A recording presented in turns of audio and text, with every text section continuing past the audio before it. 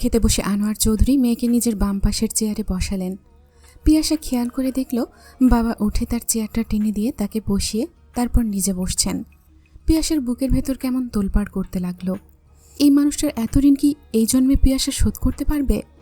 সব ঋণ শোধ হয়, কিন্তু ভালোবাসার ঋণ শোধ হয় কি দিয়ে? এই মানুষটাই কেন তার জন্মদাতা হলো না? তার দেহে কেন এই মানুষটারই রক্ত বইছে না? এই আক্ষেপ কি পিয়াসার এই জন্মে আর ঘুচবে? খাওয়ার ফাঁকে ফাঁকে আনোয়ার চৌধুরী মেয়েকে ইলিশ মাছের কাঁটা বেছে দিচ্ছেন খাওয়ার জন্য। নিজের প্লেটের মাছ থেকে ডিমটা বের করে পিয়াসার প্লেটে তুলে দিলেন। সিরাজুল ইসলাম পুরোটা লক্ষ্য করলেন। একমাত্র মেয়ে বলে কথা, আদর ভালোবাসা সব কিছুই তো বেশি হবে। মিনি মুখ কালো করে বসে রইল। পিয়াসা তারই বয়সী, তার বাবা তাকে কেমন প্রিন্সেস ট্রিট করছে, অথচ মিনির বাবা কখনো মিনিদের কোনো বোনকে এভাবে আদর করে না। ফিসফিস করে মেজ বোনকে বলল, আপা দেখ কেমন ন্যাকামি করছে এই সেতী রোগীটা। মীরা ফিসফিস করে বলল, বাদ দে তো, এইসব ন্যাকামি দেখলেও গাজালা করে, নিজের নায়িকা ভাবে এই মেয়ে। ঝুনি খালা প্লেট নিয়ে ফ্লোরে বসে পড়ে। রজনী চোখ রাঙিয়ে উঠে বলল, তুই নিচে বসলি কেন? আমার নিচে বসে খাইতে আরাম লাগে ভাবি, তাছাড়া আমরা মানুষ বেশি, চেয়ার টেবিলে সবাই ধরবে না তো। রজনীও নিজের প্লেট নিয়ে নিচে নেমে যায়। এই মানুষটা এই বাড়িতে রজনীর বিয়ের সময় এসেছে। এত বছরে সে এই বাড়ির সদস্য হয়ে গেছে। বন্ধা বলে স্বামীর সংসার করতে পারেনি। এরপর থেকে আর বিয়ের নাম শুনতে চায় না ঝুনি। এখানে সে খুব ভালো আছে, রান্নাবাড়া সব বড় ভাবি করে। সে আর ছোট ভাবি সব কেটে কুটে ধুয়ে এগিয়ে দেয়। আর মহুয়া বেগমের খাওয়ার ওষুধ খেয়াল রাখে ঝুনি। এর বিনিময়ে তাকে মাসে 5,000 টাকা দেওয়া হয়। প্রতি মাসে একটা করে কাপড় দেয় এরা। সবার মতো ঝুনিকেও রাখা হয় কোনো বিশেষ বিষয়ে আলোচনার সময়। বড় যাকে নিচে বসতে দেখে নার্গিসও গিয়ে বসে পড়ে। শিরিন মুখ বাঁকিয়ে নিজের বড় মেয়ে নীরাকে বলল, ঢং দেখেছিস, একের জন্য অন্যের ভালোবাসা উতলে পড়ছে যেন। নির্জন খাবারের ছবি তুলে আশারকে পাঠালো। আশার আসেনি। এ একটা অদ্ভুত মানুষ, সব সময় সব ফ্যামিলি টুগেদার থেকে দূরে থাকে। কে যে ওর মাথায় রাজনীতির ভূত ঢোকালো, ইদানিং সব সময় রাজনীতি নিয়ে ব্যস্ত থাকে। 15 দিনের বড় ছোট 2 ভাই, 2জন সমবয়সী হয়, ভাই কম, বন্ধু 2জন বেশি। এই বছর 2জনই ইন্টারমিডিয়েট পরীক্ষা দেবে। পিয়াসা আস্তে আস্তে খাবার খাচ্ছে। নির্জন সেদিকে তাকিয়ে বলল, এই পিয়াসা আস্তে প্লিজ, ভাত ব্যথা পাচ্ছে তো। পিয়াসা অবাক হয়, এই ছেলেটা কি বলছে? নির্জন হেসে উঠে বলল, তুমি যেভাবে আলতো হাতে 1-2টা করে ভাত মুখে দিচ্ছ, দেখে মনে হচ্ছে যেন ভাত ব্যথা পাবে আর একটু চাপ দিলেই। এরকম পাখির মতো খাচ্ছ কেন? নার্গিস এদিক ওদিক তাকায়। তার ছেলেটা ভীষণ মিশুক, সবার সাথে মিশে যায় সহজেই। আনোয়ার চৌধুরী হেসে উঠে বললেন, আমার মেয়েটা এমনই বাবা, ওর খাওয়া পাখির চাইতেও কম। এজন্যই তো দেখে মনে হচ্ছে বাতাস এলেই উড়ে যাবে। বর্ষা বলল, নিজে যে দিন দিন চালের বস্তার সাইজ হচ্ছিস সেই খেয়াল আছে? নির্জন বড়মার দিকে তাকিয়ে বলল, বড়মা, বর্ষা কিন্তু আমাকে বডি শেমিং করছে। পিঙ্কি ভাইকে বলল, ভাইয়া একটু আগেও তো তুই পিয়াসাকে বডি শেমিং করলি, তখন? শিরিন বিরক্ত হয় ভাতিজা ভাতিজিদের এসব হাহা হিহি শুনে। মুখ কালো করে বলল, এত বকবক করছিস কেন তোরা, বিরক্ত লাগছে। ঝুনি খেতে খেতে বলল, চাচি কি বড় আপার জন্মের পর মুখে মধুর বদলে নিম পাতার রস দিছিল নাকি? আল্লাহর দুনিয়ায় কত কিসিমের মানুষ আছে, মানুষের কথাও যে নিম পাতার মতো তেতো হইতে পারে, বড় আপার কথা না শুনলে কেউ বিশ্বাসই করব না। শিরিন কিছু বলতে যাবে তার আগেই দেখে বড় ভাইজান চোখ রাঙিয়ে তাকিয়ে আছে তার দিকে। শিরিন চুপ হয়ে যায়, এখন আর কিছু বলবে না, সময় মতো ঠিকই বলবে। মেহমানরা বিদায় নিল সন্ধেবেলায়। যাওয়ার সময় সিরাজুল ইসলাম পরের শুক্রবার পিয়াসাদের দাওয়াত করে গেলেন। এদিকে মালিহা 3-4 দিন ধরে কাদেরের সাথে আগের মতো কথা বলছে না। কাদেরের মাথায় আগুন জ্বলছে যেন। রাত 10টার সময় কাদের মালিহাকে কল দিল বের হয়ে জঙ্গলের দিকে যাওয়ার জন্য। মালিহা কল রিসিভ করে বলল, আমার খুব মাথা ব্যথা দুলা ভাই, এখন আইতে পারুম না, ঘুম যামু। কাদেরের বিশ্বাস হলো না। এই কয়েকদিন ধরে প্রতিদিনই মালিহা একটা না একটা অজুহাত দেখায়, তবুও কাদের ঘরে চলে যায়। রাত 2টোর সময় কি মনে করে কাদের মালিহাকে কল করে। কল দিয়ে নাম্বার বিজি পায় কাদের। পরপর কয়েকবার কল দেয় কাদের, নাম্বার বিজি। কাদেরের কিনে দেওয়া মোবাইল দিয়ে অন্য ব্যাটার লগে রসের আলাপ করতেছে। কাদের চলে যাবে আর 2 দিন পর। কাদের সিদ্ধান্ত নাই যা করার কালকেই করবে। কাদেরকে বোকা ভাবছে মালিহা, এত সহজে ছাড়বে না। শুয়ে সাবিহাকে বলল, মালিহার বিয়ার কথা কত দূর আগাইল এখন? সাবিহা একবার ভাবে স্বামীকে বলবে না, মা তাকে বারবার নিষেধ করেছে কারোর সাথে এই ব্যাপারে যাতে আলাপ না করে, এমনকি কাদেরের সাথেও না। যত লোক জানাজানি হবে মানুষ তত কান ভাঙানি দিবে। সাবিহা ভাবল, কাদের তো তার স্বামী, সে তো আর এরকম কিছু করবে না। তাই সরল মনে বলল, মা তো ওদের কাছ থেকে সময় নিছে, হাতে টাকা পয়সা নাই, ভাইজানের লগেও আলোচনা করব, মনে হয় 1 মাসের মধ্যেই হইয়া যাইব। কাদের আর কিছুই বলল না। সকালে ঘুম থেকে উঠে কাদের খোঁজ নিয়ে ছেলেদের বাড়িতে গিয়ে হাজির হয়। ছেলের বাবাকে তার আর মালিহার কিছু ছবি দেখায়। দুপুরের দিকে ছেলের পরিবার জানায় তারা এই বিয়েতে এখন রাজি না, এই বিয়ে হবে না। রজনী দেয়ালে থাকা ঘড়ির দিকে তাকায়। ঘড়িতে রাত 11:44। আশার এখনও ফিরেনি। রজনী রাগ করতে গিয়েও নিজেকে সংবরণ করে। আশার যখন ইন্টারমিডিয়েটে ভর্তি হয় তখন সে আগ্রহী হয় রাজনীতির ব্যাপারে। রজনী জানে এই দিনটা আশারই ছিল। রক্তে যাদের রাজনীতি রয়েছে তাকে কে আটকায়? আশারের বাবা সিরাজুল ইসলাম ছেলেকে পূর্ণ স্বাধীনতা দিয়েছে সব ব্যাপারে। যদিও বাবা ছেলের দল আলাদা, তবুও সিরাজুল ইসলাম মনে করে যার যার ব্যক্তি স্বাধীনতা আছে। তিনি একটা দলকে সমর্থন করেন বলে যে তার ছেলেকেও সেই দলে ভিড়তে হবে তা সম্পূর্ণ অযৌক্তিক। প্রতিটি মানুষেরই ভিন্ন সত্তা, ভালো মন্দের বিচার বিবেচনা বোধ আলাদা। সিরাজুল ইসলামের এইসব জ্ঞানী জ্ঞানী কথা শুনলে রজনীর হাসি পায় মাঝে মধ্যে। এই মানুষটা সবার সব ব্যাপারটা বুঝতে পারে, শুধু নিজের স্ত্রীর ব্যক্তি স্বাধীনতাটা বোঝে না। সিরাজুল ইসলামের বাবাও রাজনীতি করতেন। মজার ব্যাপার হচ্ছে তখনও তাদের বাবা ছেলের দল বিপরীত ছিল। রজনী সোফায় বসে রইল একটা ম্যাগাজিন হাতে নিয়ে। বসে থাকতে থাকতে দেখল নির্জন এসেছে নিচে, হাতে একটা বই। ফ্রিজ থেকে একটা ঠান্ডা পানির বোতল নিয়ে 2 ঢোক পানি খেয়ে আবারও চলে গেল। রজনী মুগ্ধ হয়ে দেখে ছেলেটা এইসব উল্টাপাল্টা কোনো কাজে নেই, সবসময় বাড়িতে থাকবে, পড়বে। অথচ তার নিজের ছেলে, তাকে হারিকেন দিয়ে খুঁজেও পাওয়া যায় না। কোনো সামাজিক অনুষ্ঠানে তার খোঁজ পাওয়া যায় না, সব সময় সে ব্যস্ত থাকে। কোনো সামাজিক অনুষ্ঠানে নার্গিস যখন হাসি মুখে তার ছেলেকে সবার সাথে পরিচয় করিয়ে দেয়, রজনী তখন আশাহত দৃষ্টিতে তাকিয়ে থাকে।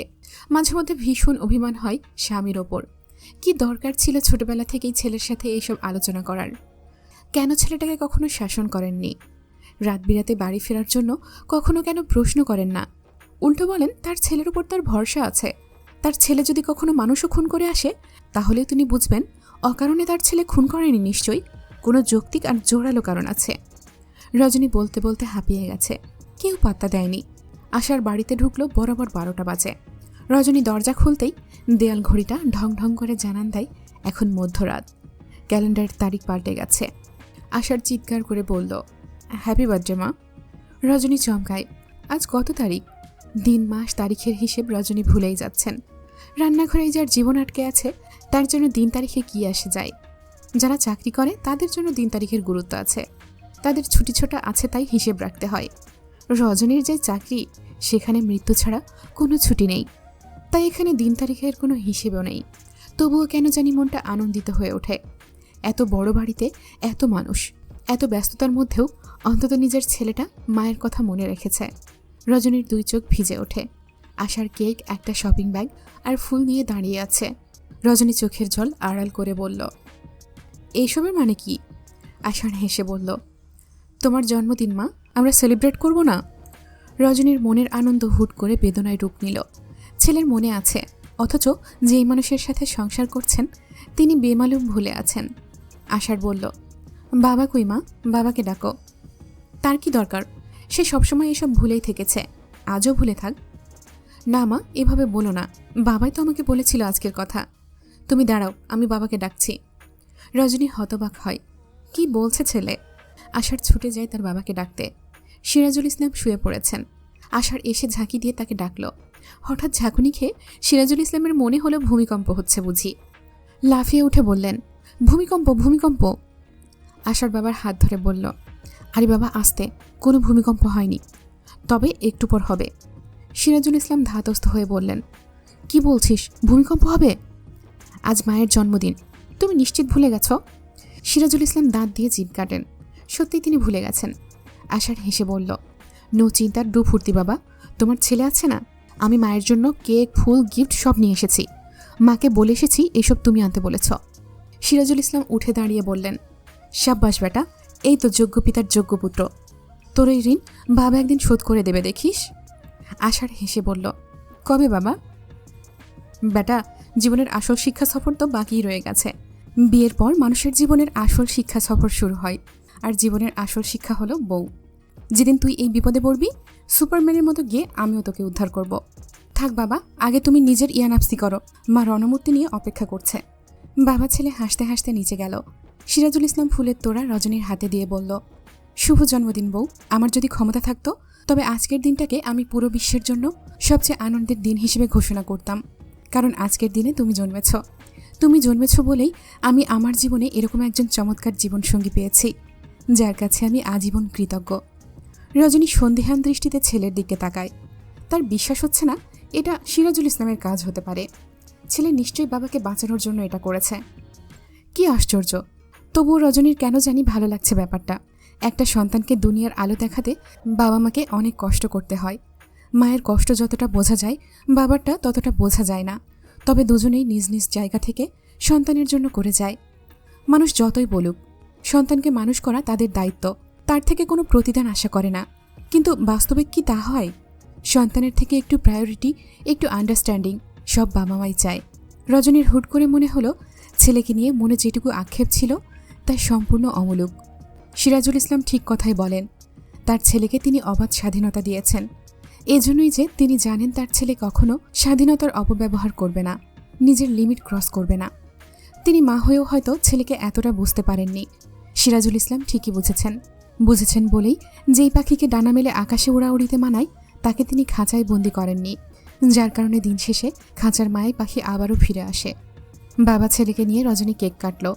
মনে মনে বলল, আল্লাহ, আমার এই বিশেষ দিনে তোমার কাছে এটুকুই চাই, বাবা ছেলের এই বন্ধুর মতো সম্পর্ক যাতে আজীবন এভাবেই থাকে। বাবার শেষ বয়সেও যাতে এভাবেই ছেলে তার বাবার পাশে থাকে। নারী জাতির চিরায়ত স্বভাব এটাই। সব সময় সব অবস্থায় সে নিজের কথা বাদ দিয়ে স্বামী সন্তানের কল্যাণের চিন্তা করে। আশার রুমে ঢুকে দেখে রুম পরিপাটি করে গুছিয়ে রাখা। তার রুমে সে কাউকে অ্যালাউ করে না। এই রুম কাউকে গোছাতে দেয় না। এরকম এলোমেলো করে থাকতেই তার ভালো লাগে। আশার জানে এটা কার কাজ, সেটা বুঝতে পেরেই আশার জোয়ার শক্ত হয়। এত সাহস কিভাবে দেখায় মীরা? আশার রুমে ঢুকেই পুরো রুম এলোমেলো করে দিল। বালিশ সরাতেই বালিশের নিচে একটা চিঠি পেল আশার। লাইটার দিয়ে চিঠিটা পুড়িয়ে দিল না পড়েই। ঘুমাতে গেল মাথা গরম করে। সকালে ঘুম থেকে উঠে আশার ঝুনি খালাকে বলল, খালা, মীরাকে ডেকে বলো আমার সাথে দেখা করতে। ঝুনি খালা আতঙ্কিত হয়ে বলল, ও বাপ, কি কও? সাত সকালে কালনাগিনীর লগে কথা কইবা? হ খালা, ও কালনাগানি হইলে আমিও সাপুরে, তুমি চিন্তা কইরো না। ঝুনি খালা সন্তুষ্ট হয়। এদের মা মেয়ে কাউকেই ঝুনি পছন্দ করে না। এরা সারাক্ষণ ঝামেলা পাকাতে ওস্তাদ। লোকে বলে গাই ভালো তার বাছুর ভালো, দুধ ভালো তার ঘি, বাপ ভালো তার বেটা ভালো, মা ভালো তার ঝি। এদের মায়ের অন্তরের ভেতরে যেমন নিকষ কালো, এরা তিন মেয়েও হয়েছে তেমন। গায়ের রং একটু সাদা, কিন্তু ভেতরে এক্কেবারে কালা, অমাবস্যার মতো কালা। আশার ভাই ডাকছে শুনে মীরা লজ্জা পায়। এই নিয়ে তৃতীয়বার চিঠি দিয়েছে সে আশার ভাইকে। আজকে অবশেষে তার ডাক পড়ল। মীরা উঠে জামা পাল্টে একটা হলুদ থ্রি পিস পরল, চোখে কাজল দিল, গায়ে হালকা পারফিউম দিয়ে বের হলো রুম থেকে। আষাঢ়ের হাতে ফিজিক্স বই। আজকে কোথাও বের হবে না আর। মীরা রুমে ঢুকে হতবাক হয়। গতকাল কত যত্ন করে সে রুমটা গুছিয়েছিল, অথচ আশার ভাই সব এলোমেলো করে দিয়েছে। মীরার চোখ ভিজে ওঠে। আশার বইয়ের দিকে তাকিয়েই বলল, তোর এসএসসি পরীক্ষার প্রিপারেশন কেমন? ভালো। ইংরেজিতে কেমন তুই? মোটামুটি। আমি একটা বাক্য বলি, এটাকে ইংরেজিতে ট্রান্সলেট করতো। কি? আমি একটা গায়ে পড়া অভদ্র মেয়ে। বিশেষ করে ছেলে মানুষ দেখলেই গায়ে পড়ে যাই। ওপরে ওপরে ভালো মানুষ সেজে থাকলেও ভেতরে ভেতরে আমি ছেলে মানুষ দেখলেই মোমের মতো গলে যাই। মীরার মুখ থমথমে হয়ে গেল মুহূর্তেই। কি হলো, পারছিস না? ইংরেজিতে কাঁচা নাকি তুই? লজ্জায় মীরার দুই চোখে জল এলো। আশার বই রেখে বলল, ছোটবেলা থেকে এই বাড়িতে আমরা সবাই একসাথে বড় হয়েছি। আমার কাছে আমার বড় আপা যেমন, নীরা আপা যেমন, বর্ষা যেমন, পিঙ্কি যেমন, তুইও তেমন। বোন ছাড়া অন্য কিছু কখনো ভাবি না। আমি যাতে তোকে আর কখনো আমার সাথে এরকম বেহায়াপনা করতে না দেখি। আমার রুমের চৌহদ দিতে তুই আসবি না। যদি এসেছিস আমি বুঝতে পারি, তবে মনে রাখিস এই বাড়িতে সেদিন তোদের সবার শেষ দিন হবে। আমার মাথা গরম করিস না। মীরা এত লজ্জা পায়নি আগে, এত অপমান কেউ করেনি তাকে। কাঁদতে কাঁদতে মীরা রুমে গেল। শিরিন মেয়েকে কাঁদতে দেখে জিজ্ঞেস করলো ঘটনা কি। মীরা মাকে বলতেই শিরিন মেয়ের গালে থাপ্পড় বসায়। তারপর বলল, হারামজাদি, তোরে এরকম চিঠি লিখতে কে বলছে? এত গাধা কেন তুই? আমি তোরে এইভাবে আগাইতে বলছি? মীরা চুপ করে থাকে। মীরাকে বুঝিয়েছে কোনোভাবে যদি আষাঢ়ের সাথে সেটিং করতে পারে তাহলে রানীর মতো থাকতে পারবে মীরাও তাই ভেবে এগিয়েছে। কিন্তু আষাঢ় যে তাকে অপমান করল, এরপর আর মীরার সাহস নেই আষাঢ়ের সামনে যাওয়ার। কিন্তু শিরিন হাল ছাড়ে না। মীরা বা মিনি যে কোনো একজনকে ভাইয়ের ছেলের কাছে বিয়ে দেবেই সে, যেভাবেই হোক। অন্যদিকে মালিহার বিয়ে ভেঙে গেছে। বিষণ্ণ মনে মালিহা বসে আছে ঘরে। জমিরনের মেজাজ আরও খারাপ হয়ে আছে। প্রায় সবকিছু ঠিকঠাক করে রেখেছেন তিনি গোপনে, তবুও বিয়ে ভেঙে গেছে। জমিরন বুঝতে পারছেন কাদের ছাড়া এই কাজ অন্য কেউ করেনি। মালিহা ঘরে বসে গুনগুন করে কাঁদছে। পাত্রকে মালিহার ভীষণ মনে ধরেছে, অথচ সেখানে এরকম বাগড়া আসবে মালিহা ভাবেনি। জমিরন মালিহার কান্না শুনে ঘরে যায়। মালিহার 2 গালে থাপ্পড় মেরে বলে, আগে মনে আসছিল না খানকি? এখন কান্দোস কেন? বোনের জামাইয়ের লগে ঢলাঢলি করার সময় ভালো লাগছে না? নিজের পায়ে তো নিজেই কুড়াল মারছস, এখনকার নাটক দেখাস?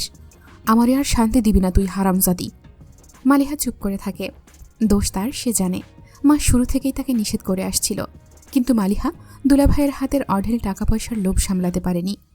কাদের বিদেশ থেকে আসার পর বউ আর শালিকে নিয়ে শপিং করে আসে।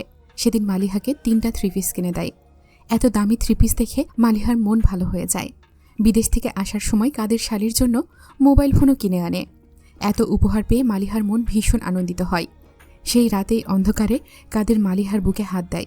শরীরের স্পর্শকাতর স্থানে কাদেরের হাত লাগতেই মালিহা প্রথমে ভয় পায়। কাদের ফিসফিস করে বলে, দোকানে একটা লাল শাড়ি দেখে আসছি, তুই পরলে তোরে ভীষণ মানাইব, কাল গিয়ে নিয়ে আসুম। মালিহার ভয় এবার লোভে রূপ নেয়। নিজের শরীরের বিনিময়ে যদি শখ পূর্ণ হয় তাহলে ক্ষতি কি? লোভ মানুষকে পশুর স্তরে নিয়ে যায়। এই লোভী মন কখনো জানে না তার লোভের আগুনে পুড়ে যাচ্ছে তার মনুষ্যত্ব, তার বিবেক। কাদেরের হাত বুক থেকে এরপর আস্তে আস্তে সারা শরীরে ঘুরে বেরিয়েছে। বিনিময়ে মালিহা যখন যা চেয়েছে তাই পেয়েছে। কিন্তু শরীরের এই খেলায় মনের কোনো সংযোগ ছিল না। তাই একসময় মন বিদ্রোহ করে ওঠে। শরীরে খেলার আগ্রহে ভাটা পড়ে যায় মালিহার। ভালোবাসাহীন শরীরের প্রতি আকৃষ্ট হয় না এখন আর। কাদেরকে ভীষণ বিরক্তকর মনে হয়, কিন্তু মালিহা জানে তার হাত পা বাঁধা। কাদেরের সাথে তার নানা রকম ছবি আছে। এসব দেখলে কেউ তাকে বিয়ে করবে না। মালিহা ভেবে পায় না তার কি করা উচিত। এতদিন পরে আজ মালিহার ভীষণ অনুশোচনা হচ্ছে। কিছুই ভালো লাগছে না। মায়ের গালাগাল শুনে মনে হচ্ছে আগে যদি মা এরকম কড়া শাসন করত তাহলে হয়তো মালিহা এতটা নষ্ট হতো না। কাদের রাতে চলে যাবে। সাবিহাকে সাথে নিয়ে শ্বশুরবাড়িতে এসেছে শাশুড়ির থেকে বিদায় নিতে। বোনের কথা শুনে মালিহা ঘর থেকে বের হয়। আল্লাহ করে কাদের দেশ থেকে চলে গেলে মালিহার শান্তি। এরপর আর সে কিছুই করতে পারবে না। একবার বিয়ে হয়ে গেলে আস্তে আস্তে সব কিছু ঠিক হয়ে যাবে। শ্বশুরবাড়ি এসে কাদের সাবিহাকে বলল, তোমার জরুরি কথা কহনের আছে, তোমার বোনের সামনেই কইতেছি। আজ এইখানে তোমারে আমি তালাক দিলাম। 1 তালাক, 2 তালাক, 3 তালাক। তালাক কেন দিলাম এইটা না হয় তোমার বোনের থেকে যায় না নিও। এইখান থেকে আমার সংসারে আর তোমার কোনো জায়গা নাই। তুমি আমার কেউ না আর। সাবিহার মাথায় আকাশ ভেঙে পড়ে। কি বলছে কাদের এইসব? এই তো এদিকে আসার আগেও তো সব ঠিকঠাক ছিল। চলে যাবে বলে কাদের শেষবারের মতো সাবিহার সাথে মিলিত হয়েছিল। আসার পথেও তো কত কথা বলছিল, তাহলে হুট করে কেন এসব বলছে? জমিরন পাথরের মূর্তির মতো দাঁড়িয়ে আছে। তার আর কোনো কিছুতেই কোনো অনুভূতি হচ্ছে না। কি করবেন তিনি? কিছুই তার হাতে নেই। মালিহা আতঙ্কিত দৃষ্টিতে তাকিয়ে আছে বোনের দিকে। এই প্রথম তার মনে হচ্ছে বোনের 2টো বাচ্চা আছে, কি হবে তাদের? সাবিহা কান্নায় ভেঙে পড়ে কাদেরের পা জড়িয়ে ধরে। কাদের সরে যায়, তারপর বলে, আমি বিদেশ গিয়া ডিভোর্স পেপার পাঠাই দিমু। পোলাপান আমি রাখতে পারুম না। পোলাপান নিয়ে আসিস গিয়ে। আমি আবার বিয়া করুম, সুন্দরী অল্প বয়সী একটা মায়া বিয়া করুম। তোর এই শাস্তি তোর মা বোনের কর্মফল, বুঝলি? কাদের চলে গেল। সাবিহা মাকে জড়িয়ে ধরে বলল, মা কি হয়েছে? আমার সংসার এমনি ভাঙলো কেন মা? জমিরন মালিহার দিকে তাকিয়ে বলল, এই ডাইনি রেজিগা বোনের জামাইয়ের লগে ফষ্টি নষ্টি করছে, তারে জিগা। আল্লাহ আমার মরণ দেয় না কেন? বাঁচাইয়া রাখছে এইসব দেখানোর জন্য। সাবিহা অবাক হয়ে বোনের দিকে তাকায়। মালিহার দৃষ্টিতে অপরাধবোধ আর সাবিহার দৃষ্টিতে অবিশ্বাস। সাবিহার মাথার ভেতরে কেমন ফাঁকা ফাঁকা লাগছে। বারবার মনে হচ্ছে এই সব কিছু তার স্বপ্ন, মিথ্যে স্বপ্ন। কিন্তু না, এটা স্বপ্ন হয়নি। সাবিহা বাড়িতে যেতেই দেখে সাবিহার বড় ননদ শিল্পী এসে দাঁড়িয়ে আছে। সাবিহাকে দেখে বলল, তোমার যা কিছু আছে সেই সব নিয়ে বাহির হও ঘর থেকে। কাদের বলে গেছে তোমারে তালাক দিছে, তোমারে ঘর থেকে বাহির কইরা তালা দিতে বলছে। সাবিহা কিছুই বলল না। কাউকে কিছু বলার নেই তার। বোনের পাপের ফল তাকে ভোগ করতে হবে। 2 বাচ্চাকে নিয়ে এক কাপড়ে ব্যাগ গুছিয়ে নেয় সাবিহা। নিজের জামা কাপড়, বাচ্চাদের কাপড় ছাড়া আর কিছুই নেয় না। শিল্পী সাবিহার কানগলার জিনিসও খুলে নেয়। সাবিহা প্রতিবাদ করে না। যেখানে মানুষটাই আর তার নেই, সেখানে তার দেওয়া গয়না রাখার কোনো মানেই হয় না। সাবিহা বের হতে নিলে শিল্পী একটা খাম ধরিয়ে দেয় সাবিহার হাতে। কিসের খাম সেটা সাবিহা জিজ্ঞেস করতেই শিল্পী বলল, তোমাদের দেনমোহরের টাকা কাদের গত রাতেই আমার কাছে দিয়ে আসছে, বলছে তুমি জাউনের সময় তোমারে দিয়ে দিতে। সাবিহা টাকাটা নিল। সামনে তার জীবন ভীষণ কঠিন। কিছু টাকা হাতে না থাকলে সেও টিকতে পারবে না। কামিনী আর সজীবকে হাতে নিয়ে সাবিহা বের হলো। তারপর বাচ্চাদের হাতে নিয়ে মায়ের বাড়িতে এসে হাজির হলো। সাবিহার দুনিয়া খুবই ছোট, তার যাওয়ার আর কোনো জায়গা নেই। জমিরুল কি করবেন বুঝতে পারছেন না। এত বড় ঘটনা ঘটে গেল, অথচ সবাই কেমন নির্লিপ্ত। সাবিহা মাকে বলল, তোমাকে মা কইতে আমার গা ঘিন ঘিন করে মা। আমার যাওয়ার জায়গা নাই, থাকলে এই জীবনে তোমার আর তোমার মাইয়ার মুখ আমি দেখতাম না। জমিরন চুপ করে থাকে, বলার মুখ নেই তার। এখন চিন্তা হচ্ছে ছেলেকে নিয়ে। ছেলেটা দেশে আসবে কিছুদিনের মধ্যে। 2 মেয়েকে ঘরে রেখে ছেলেকে বিয়ে করাবেন কিভাবে? লোকে কত কথা বলবে। জমিরনের ভাবনার মাঝেই গ্রামের মহিলা 3-4 জন এলো। এসে সাবিহাকে বলল, কাদিরা নাকি তোরে তালাক দিছে, ঘটনা কি সত্যি নাকি? জমিরন শূন্য দৃষ্টিতে তাকিয়ে বলল, কে বলছে? মহিলাদের একজন আরেকজনের গা টিপে হেসে বলল, সবাই সব জানে। মালিহার লগে যে কাদেরের লাইন ছিল সেটাও কাদের বইলা গেছে। কত রকমের ছবি আসছিল, সব গ্রামের পোলাগো মোবাইলে দিয়া গেছে। সি সি সি, আপনার ছোট মাইয়ার এত বিষ! দুলাভাইয়ের লগে এইসব ছবি? মা গো, আমরা হইলে মাইয়ারে জবাই কইরা দিতাম। এরকম ল্যাংটা মুংটা হইয়া ছবি? গ্রামের সবাই হাসাহাসি করতেছে। সাবিহার নিঃশ্বাস বন্ধ হয়ে আসে। কি শুনছে এইসব? মালিহার মনে হচ্ছে তার কানে কেউ গরম সীসা ঢেলে দিচ্ছে। এত যন্ত্রণা হচ্ছে কেন আজ? ছবির কথা মনে পড়তেই মালিহা আতঙ্কিত হয়ে ওঠে। না ভেবে কত রকমের ছবি পাঠিয়েছিল সে। এখন কি করবে? জমিরন ঘরের সামনে চুপ করে বসে পড়ে। কিছু করার নেই তার। সাবিহা বাচ্চাদের নিয়ে একটা রুমে ঢুকে দরজা বন্ধ করে দেয়। আস্তে আস্তে উঠানে মানুষের উপস্থিতি বাড়ে। একজন এসে জমিরনকে ছবিগুলো দেখায়। গা গুলিয়ে ওঠে জমিরনের। রাতে পিয়াসার বাবা শাহেদ কল করে বাড়িতে। মালিহার কয়েকটা ছবি কে যেন তার ইমোতে পাঠিয়েছে। শাহেদ মাকে কল করে চিল্লাচিল্লি করে জানায়, আজ থেকে সে আর বাড়ির কোনো খবর জানে না। তার স্ত্রী কন্যা তো বিদায় করেছে আগেই, এবার মা বোনও বিদায় করল। দেশে ফিরবেই না, বিদেশে বিয়ে শাদী করে স্থির হবে। জমিরন বুঝতে পারল সে চোরাবালিতে তলিয়ে যাচ্ছে। কিছু করার নেই তার এখন। রজনীর ঘুম ভাঙে সেই কাক ডাকা ভোরে। আজকে শারমিন আসবে তাদের বাসায়। রজনী ঘুম থেকে উঠে আগে ছাদে গেলেন।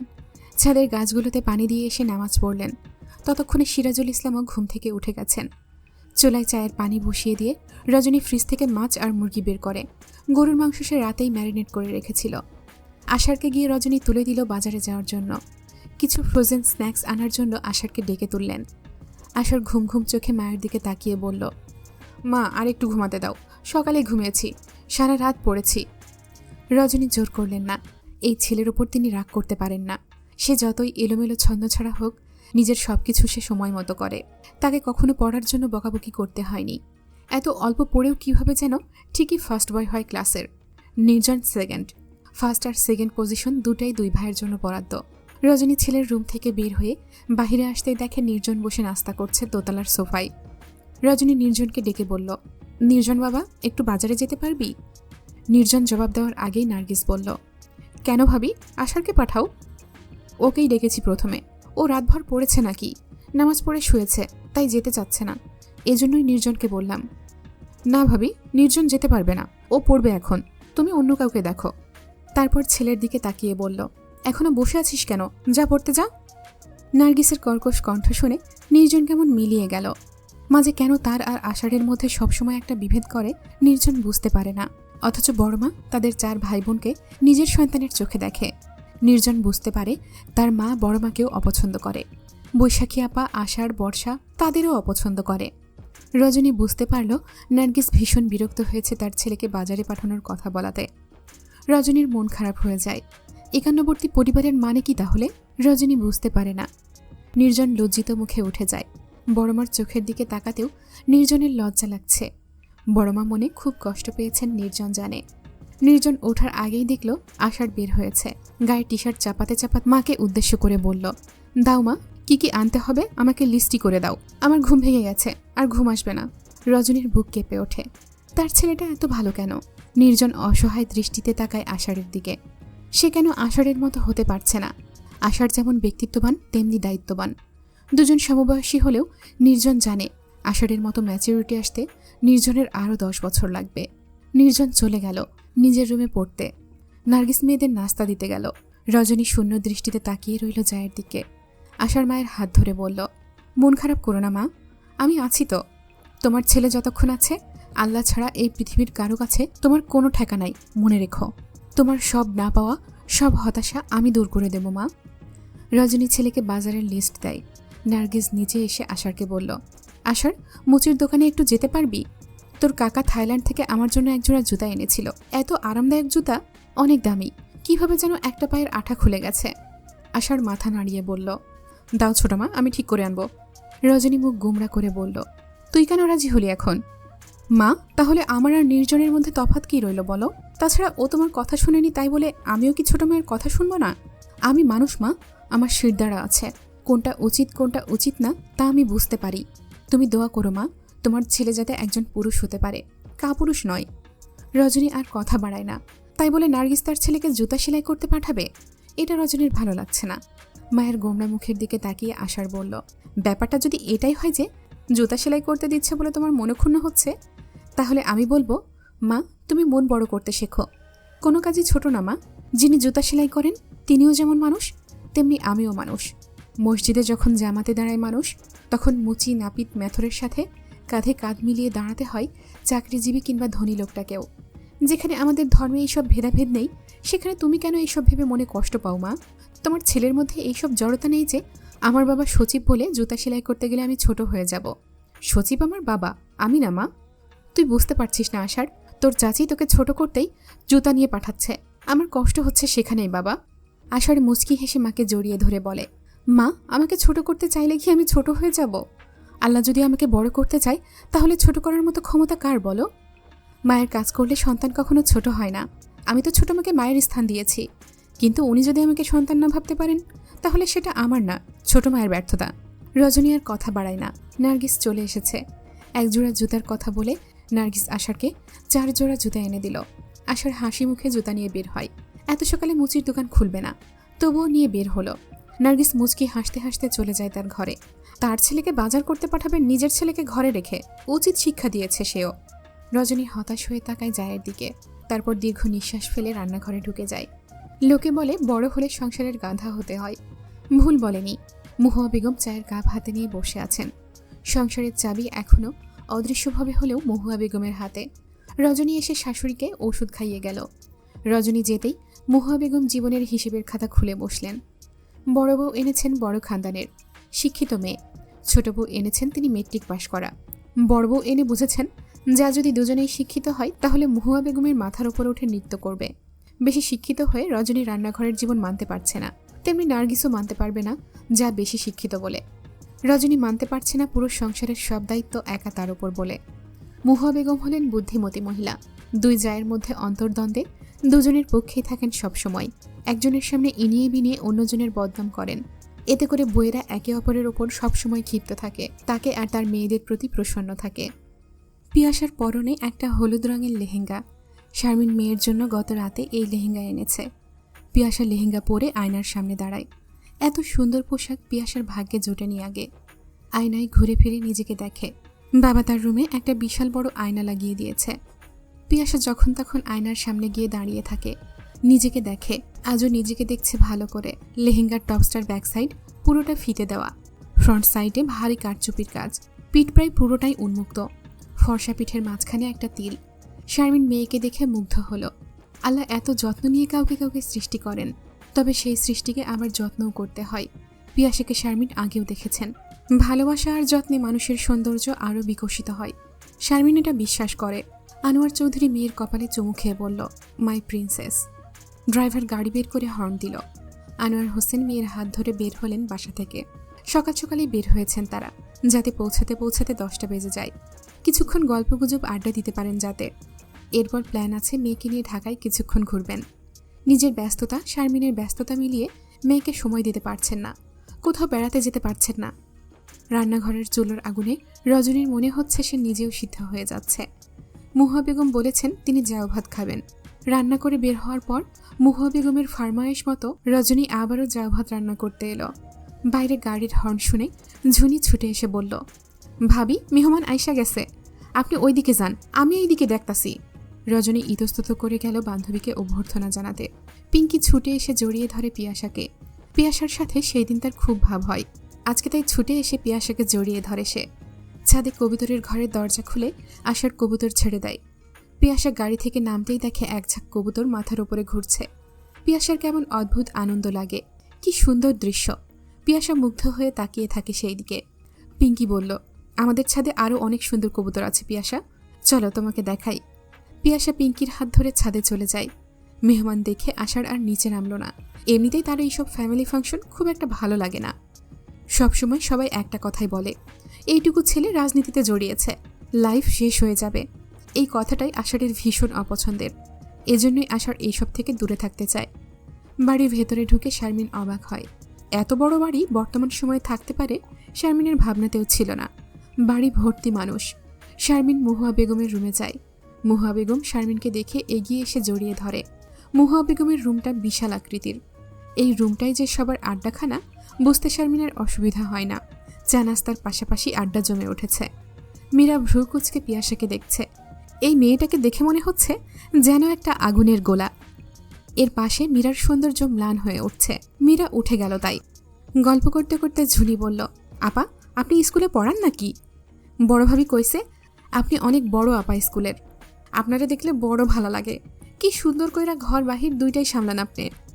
মুহুয়া বেগম শারমিনকে কটাক্ষ করে বললেন, মহিলারা হচ্ছে গিয়া ঘরের শোভা, তাগরে ঘরেই সুন্দর লাগে। মহিলারা যখন ঘর থেকে বাহির হয়ে পুরুষের লগে মিলা চাকরি করে তখন সেই শোভা বাইরে চলে যায়, ঘরের সৌন্দর্য কমে যায়। তখন ঘর হইয়া যায় অন্ধকার, আলো দেখলে পোকা আসবই। মহিলারা যখন নিজের রূপ বাইরের মানুষের দেখায় তখন তো দুর্ঘটনা ঘটবই। এজন্যই আমি আমার বাড়ির বউগো চাকরি করতে দিই না। এই তালুকদার বাড়ির বউয়েরা ঘরের বাইরে গিয়া কাম করব তা কখনো হয়নি, কখনো হবেও না। বেড়াগুলোকে ঘেঁষাঘেঁষি, ছি। শারমিন বুঝতে পারল ইঙ্গিতটা যে তাকেই করা হয়েছে। খালাম্মা, মহিলারা তো ঘরের শোভা, তাহলে তাকে কেন জীবন শেষ করতে হয় তপ্ত রান্নাঘরে খেটে? সে তো শোপিসের মতো শোকেজে সাজানো থাকবে। রজনী তাৎক্ষণিক নিজের বাম হাত কাপড়ে আঁচল দিয়ে ঢেকে নেয়। হাতটা পুড়ে গেছে গতকাল দুপুরেই, এখন পর্যন্ত সবার থেকে লুকিয়েই রেখেছে রজনী। শারমিন কখন দেখল? মুহুয়া বেগম বুদ্ধিমতী মহিলা, ইঙ্গিত বুঝতে অসুবিধা হয়নি তার। তাৎক্ষণিক হেসে বলল, কারো কথা জানি না, কিন্তু আমাগো বাড়ির হিসাব আলাদা। এই সংসার যার, আমি তার হাতেই সব দায়িত্ব উঠাই দিছি। নিজের সংসারে কত জ্বালাপোড়া সহ্যকরণ লাগে মা। তোমারও তো সংসার আছে, তুমি তো জানোই সেটা। এরপর আর কিছু বলার থাকে না। কথার ফাঁকি দিয়ে কিছু মানুষ সহজেই কাজ হাসিল করে নিতে জানে। কিন্তু মুখ গোমরা হয়ে গেল নার্গিসের। যার সংসার তার হাতে দিয়েছেন মানে কি? এই সব কিছু তাহলে বড় জায়ের? তাহলে সে কে? তার কোনো অবস্থানই নেই এই সংসারে? বসা থেকে উঠে নার্গিস চলে গেল। যাওয়ার সময় ধড়াম করে দরজা বন্ধ করে দিল। মুহুয়া বেগম চোখ বন্ধ করে ইজি চেয়ারে হেলান দিলেন। নার্গিসের উপস্থিতি তিনি ভুলে গেছেন। রজনীর সংসার বলাতে যে নার্গিস রাগ করে উঠে গেছে তা মুহুয়া বেগম বুঝতে পেরেছেন। খেতে বসে মুহুয়া বেগম বললেন, আজকার জাউ ভাত এমন হয়েছে কেন রজনী? ঝুনি বলল, কই খালাম্মা, ঠিকই তো আছে, আমি নিজেই তো রাঁধছি।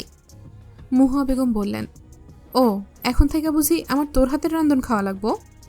ঝুনি রজনীর দিকে তাকায়। শারমিনের ভীষণ অস্বস্তি লাগে। ভাগ্যিস আনোয়ার মেয়েকে নিয়ে আগে খেয়ে উঠেছে বাড়ির পুরুষদের সাথে। শারমিন বসেছে বাড়ির মহিলাদের সাথে। মুহুয়া বেগম না খেয়ে উঠে গেলেন। সংসারে নিজের অবস্থান ধরে রাখতে হলে মাঝে মধ্যে ইচ্ছে করেই একটু রাগ একটু জিদ দেখানো লাগে। এই বয়সে রাগ দেখাই বউ পোলাগো একটু টাইট রাখা যায়। মুহুয়া বেগম উঠে যাওয়ার কিছুক্ষণ পর শিরিন গিয়ে বড় ভাইকে জানিয়ে এলো তার মা না খেয়ে উঠে গেছে। দুপুরের পর শারমিনরা বিদায় নিল। বিকেলের দিকে মুহুয়া বেগম নাস্তা খায়। রজনী নাস্তা নিয়ে গেলে মুহুয়া বেগম রাগ করে খেল না। কিছুক্ষণ পর মুহুয়া বেগম সিরাজুল ইসলামকে ডাকলেন। সিরাজুল ইসলাম আসতেই বললেন, আমার বৃদ্ধাশ্রমে রাইখা আই, আমি এই সংসারে সবার বোঝা হইয়া গেছি, বোঝা হইয়া গেছে আমার। সিরাজুল ইসলাম বুঝতে পারছেন না মায়ের রাগের কারণ কি। তিনি কিছু বলার আগেই শিরিন বললেন, মাগো, তোমার সংসারে এখন তোমার কোনো দাম নাই। তোমার পছন্দ অপছন্দ কেউ বোঝে না।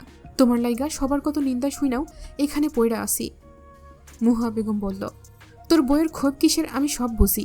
তোর বন্ধুর বউ চাকরি করে, এটা দেখা আসনের পর থাইকা তোর বউ ঘরের সব কাজে উথাল পাথাল দেখায় আমারে। মহুয়া বেগম কাঁদতে লাগলেন। মহুয়া বেগমের কান্না শুনে সিরাজুল ইসলামের মাথা গরম হয়ে গেল। চিৎকার করে রজনীকে ডাকলেন। বাবার চিৎকার শুনে আশার অবাক হলো। বাবাকে এত রাগী গলায় মাকে ডাকতে শোনে না আশার। রজনীর পিছু পিছু আশারও এলো। সিরাজুল ইসলাম রজনীকে বলল, মায়ের জন্য কি রান্না করেছ? শিরিন বলল, তুই একটু খাইয়া দেখ, এইগুলো জাউ ভাত হয়েছে, লোহা মনে হয় ভাত। মহুয়া বেগম মুখ কঠোর করে ছাদের দিকে তাকিয়ে রইল। আশার এগিয়ে এলো, রজনীর দিকে তাকিয়ে বলল, আমি কথা বলছি, তুমি এই চেয়ারে বসো মা। মহুয়া বেগম তীক্ষ্ণ দৃষ্টিতে তাকিয়ে দেখলেন আশার তার মুখোমুখি। একটা চেয়ার টেনে দিল তার মাকে। এত বড় স্পর্ধা! মহুয়া বেগম, এই আধিপত্য যার, তার মুখোমুখি রজনীকে বসিয়েছে তার ছেলে। আশার বাবার পায়ের কাছে বসল। আমার মা মানুষ বাবা, রোবট না।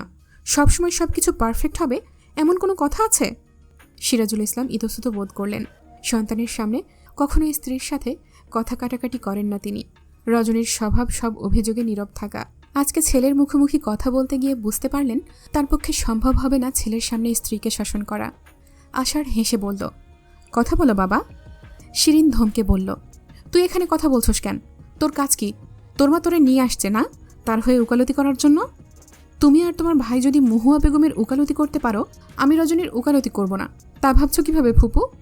শিরিন চোখের পানি ফেলে বলল, দেখেছ মা, আমি এই বাড়িতে শুধু তোমার দেখাশোনা করার লাগাই থাকি।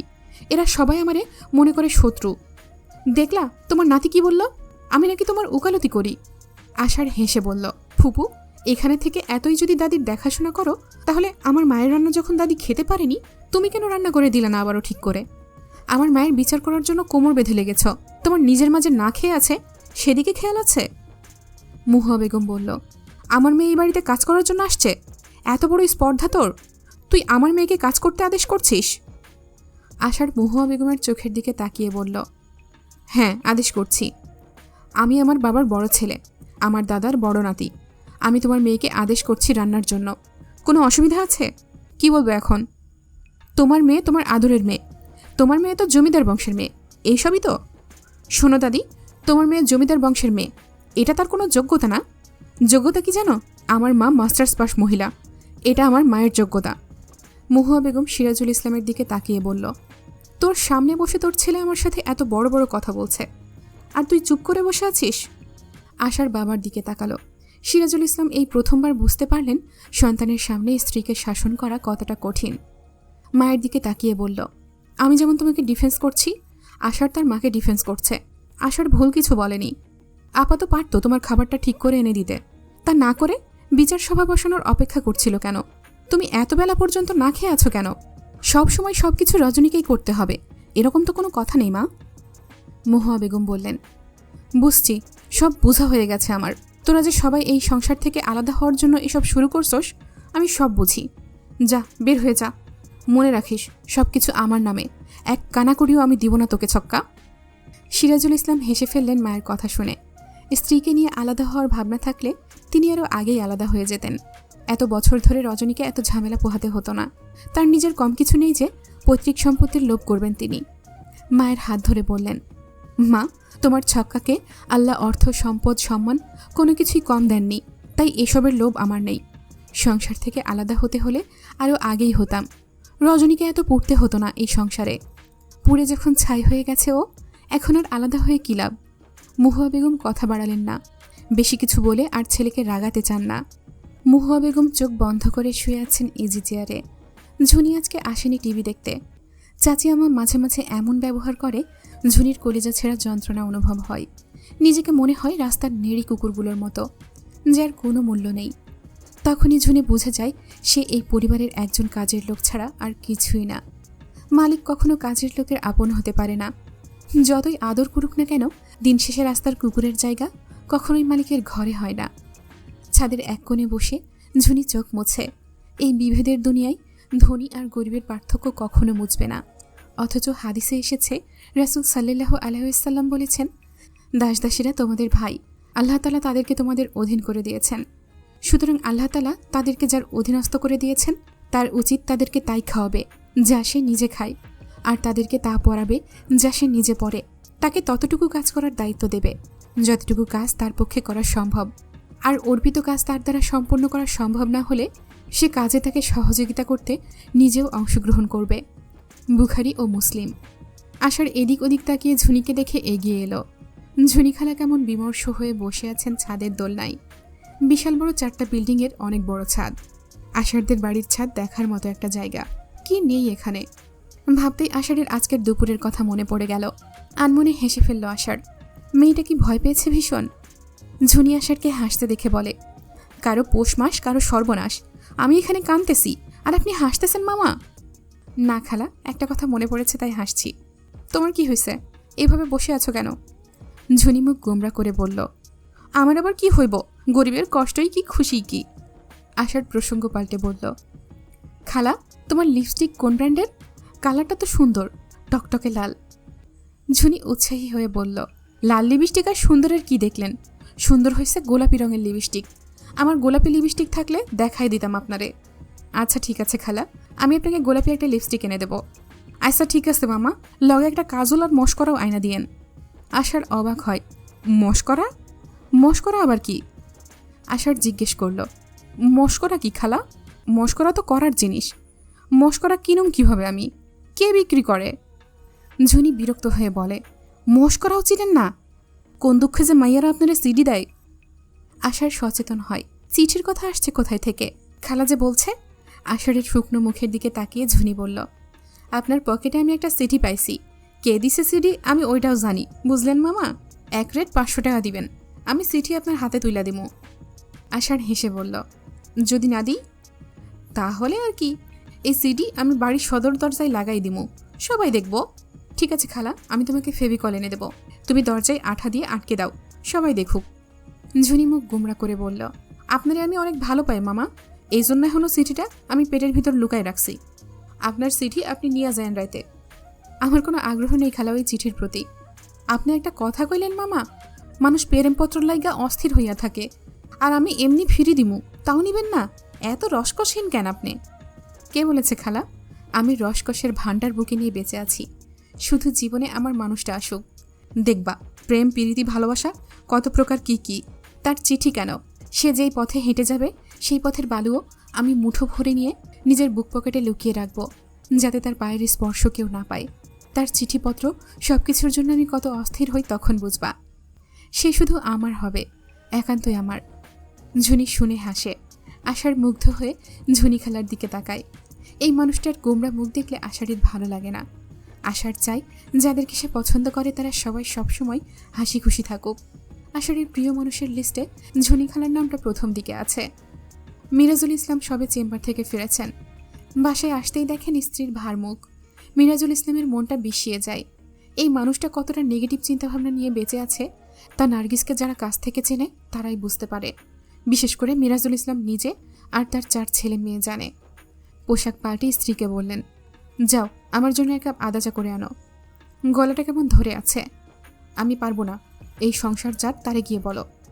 আমি এই সংসারের হচ্ছি ভাঙা কুলা, আমাকে শুধু ছাই ফেলার সময় লাগে, তাছাড়া আমার দাম কি? কি হয়েছে? সোজা সবটা বলো, এসব নাটক না করে। প্রতিদিন এইসব ঝামেলা ভালো লাগে না। ঘরে আসে মানুষ শান্তির জন্য, অথচ আমি আসি আতঙ্কিত হয়ে। 24 ঘন্টা তোমার মুখে অসন্তোষ দেখা যায়। অসন্তোষ হব না তো খুশিতে বগল দাবা হব? আমার এই সংসারের দাম কি? সব দাম তো বড় ভাবিরই। আজকে তোমার মাও তাই বলল, এই সংসার নাকি তার। মা যদি এই কথা বলে থাকে তাহলে ভুল বলেনি। বড় ভাবি এই সংসারে এসে অনেক স্যাক্রিফাইস করেছে। এত ভালো রেজাল্ট হওয়ার পরেও জব করতে পারেনি, আলাদা সংসার হয়নি এখনো। সমস্ত দায়িত্ব বড় ভাবি যতটা পালন করে তুমি কতটা করো? তুমি তোমার ছেলে মেয়ে ছাড়া আর কোনো ব্যাপারে কখনো চিন্তা করেছ? এই যে সারা বছর আমাদের বাড়িতে এত অতিথি থাকে, তুমি কি একবেলা তাদের 1 কাপ চা করে খাইয়েছ? এমনকি আমার সকালের চাও বড় ভাবি করে দেয়। তুমি বাচ্চাদের খাইয়ে তারপর ওদের নিয়ে স্কুলে চলে যাও, সারাদিন সেখানে থেকে বিকেলে ফেরো। ভাবি তো একদিনও বাচ্চাদের নিয়ে যায়নি। নার্গিস, আমি বাড়িতে থাকি না ঠিকই, কিন্তু আমি অন্ধ না, সব খবরই পাই। নার্গিস ফুঁসে ওঠে, আমি কেন কাজ করব? এই সংসারে আমার স্বামী বেশি খরচ করে, আমি কেন করব? তোমার ব্যবহার সংযত করো নার্গিস। তুমি ভেবো না বড় ভাইজান টাকা পয়সা কম খরচ করে। আমি নিজে একজন উকিল নার্গিস, সবসময় ভুল ঠিক নিয়ে আমাকে কাজ করতে হয়। নিজের জীবনের হিসেবে যদি ভুল করি তাহলে কর্মক্ষেত্রেও ভুল হবে। আমার শিক্ষা জীবন থেকে শুরু করে শেষ পর্যন্ত কোনো প্রাইভেট টিচার ছিল না। বড় ভাই আমাকে পড়িয়েছেন। মুখচোরা ছিলাম বলে সব আবদার বড় ভাইয়ের কাছে করতাম। কখনো ভাইজান না বলেননি। এমন না যে আব্বার টাকা দিয়ে ভাইজান আমার শখ পূরণ করেছে। নিজের টিউশনির টাকা দিয়ে, নিজের উপার্জন দিয়ে ভাইজান আমাকে সবসময় সব কিছু দিয়েছে। আমার বিয়ের সময় আমার হাতে টাকা পয়সা ছিল না। বিয়ের সম্পূর্ণ খরচ, তোমার গয়না সব বড় ভাই দিয়েছে। আম্মা বড় আপা আর তারিনকেই সব গয়না দিয়েছে। কোনো পুত্রবধূর জন্য একটা নাকফুলও তিনি রাখেননি। ভাবি নিজে গিয়ে ঘুরে ঘুরে পছন্দ করে তোমার জন্য শাড়ি গয়না কিনেছে। গয়নার লেটেস্ট মডেলের জন্য একবারের জায়গায় 10 বার গেছে দোকানে। আমার ধারণার চাইতেও বেশি গহনা কিনেছে ভাবি নিজে পছন্দ করে তোমার জন্য। ভাবির ভাই বোন নেই। আমাকে বলতো যা নয় বোন আনবে সে। আমার জন্য যারা এত কিছু করেছে তাদের জন্য আমি কি করেছি? সংসারের বাজার খরচ কিছুটা বেশি দিতে আমি বড় ভাইয়ের হাতে পায়ে ধরে অনুরোধ করেছি। তারপর তিনি রাজি হয়েছেন। তুমি আমার স্ত্রী নার্গিস, তাই বলে তুমি ভেবো না যে তুমি এমন কথা বলবে যা আমাদের ভাই ভাইয়ে দ্বন্দ্ব হবে। সেই কথা আমি শুনবো আর নাচব। আমি তোমার হাতের পুতুল নই। আমার ভাই ভাবি কেমন মানুষ তা আমি জানি। তোমার আগে তারা এসেছে আমার জীবনে, তাই তোমার থেকে আমার জানতে হবে না তাদের ব্যাপারে। নার্গিসের রাগ সপ্তম আসমানে চড়ে গেল। এই মানুষটা কখনোই তার কথাকে পাত্তা দেয় না। যদি একবার স্বামীকে সে বশ করতে পারত তাহলে সবাইকে দেখিয়ে দিত। মহুয়া বেগম নার্গিসকে ডেকে পাঠালেন। মিনি গিয়ে ছোট মামিকে বলল নানি ডাকে। নার্গিস এলো কিছুটা দেরি করে। ইচ্ছে করেই সে দেরি করে এসেছে। মিরাজুল ইসলামের সাথে কথা কাটাকাটি করে তার মেজাজ খুব খারাপ হয়ে আছে। আল্লাহর দুনিয়ায় সব পুরুষ বউদের আঁচলে বাঁধা থাকে, অথচ আল্লাহ তার কপালে এটা কেমন পুরুষ জুটিয়ে দিল। মানুষের জীবন নদীর মতো বহমান। নদীর এপার ভাঙে ওপার ভাঙে, কিন্তু নদীর বহতা বন্ধ হয় না। জীবন মানেই যেন একটা যুদ্ধক্ষেত্র। এই যুদ্ধক্ষেত্রে পিছু হাঁটার কোনো সুযোগ নেই। পিয়াসা নিজের ভাগ্যকে মেনে নিয়েছে। জেনে বুঝে নিজের বাবা মা ছাড়া অন্য কাউকে বাবা মা বলে মেনে নেওয়া কতটা যন্ত্রণাদায়ক।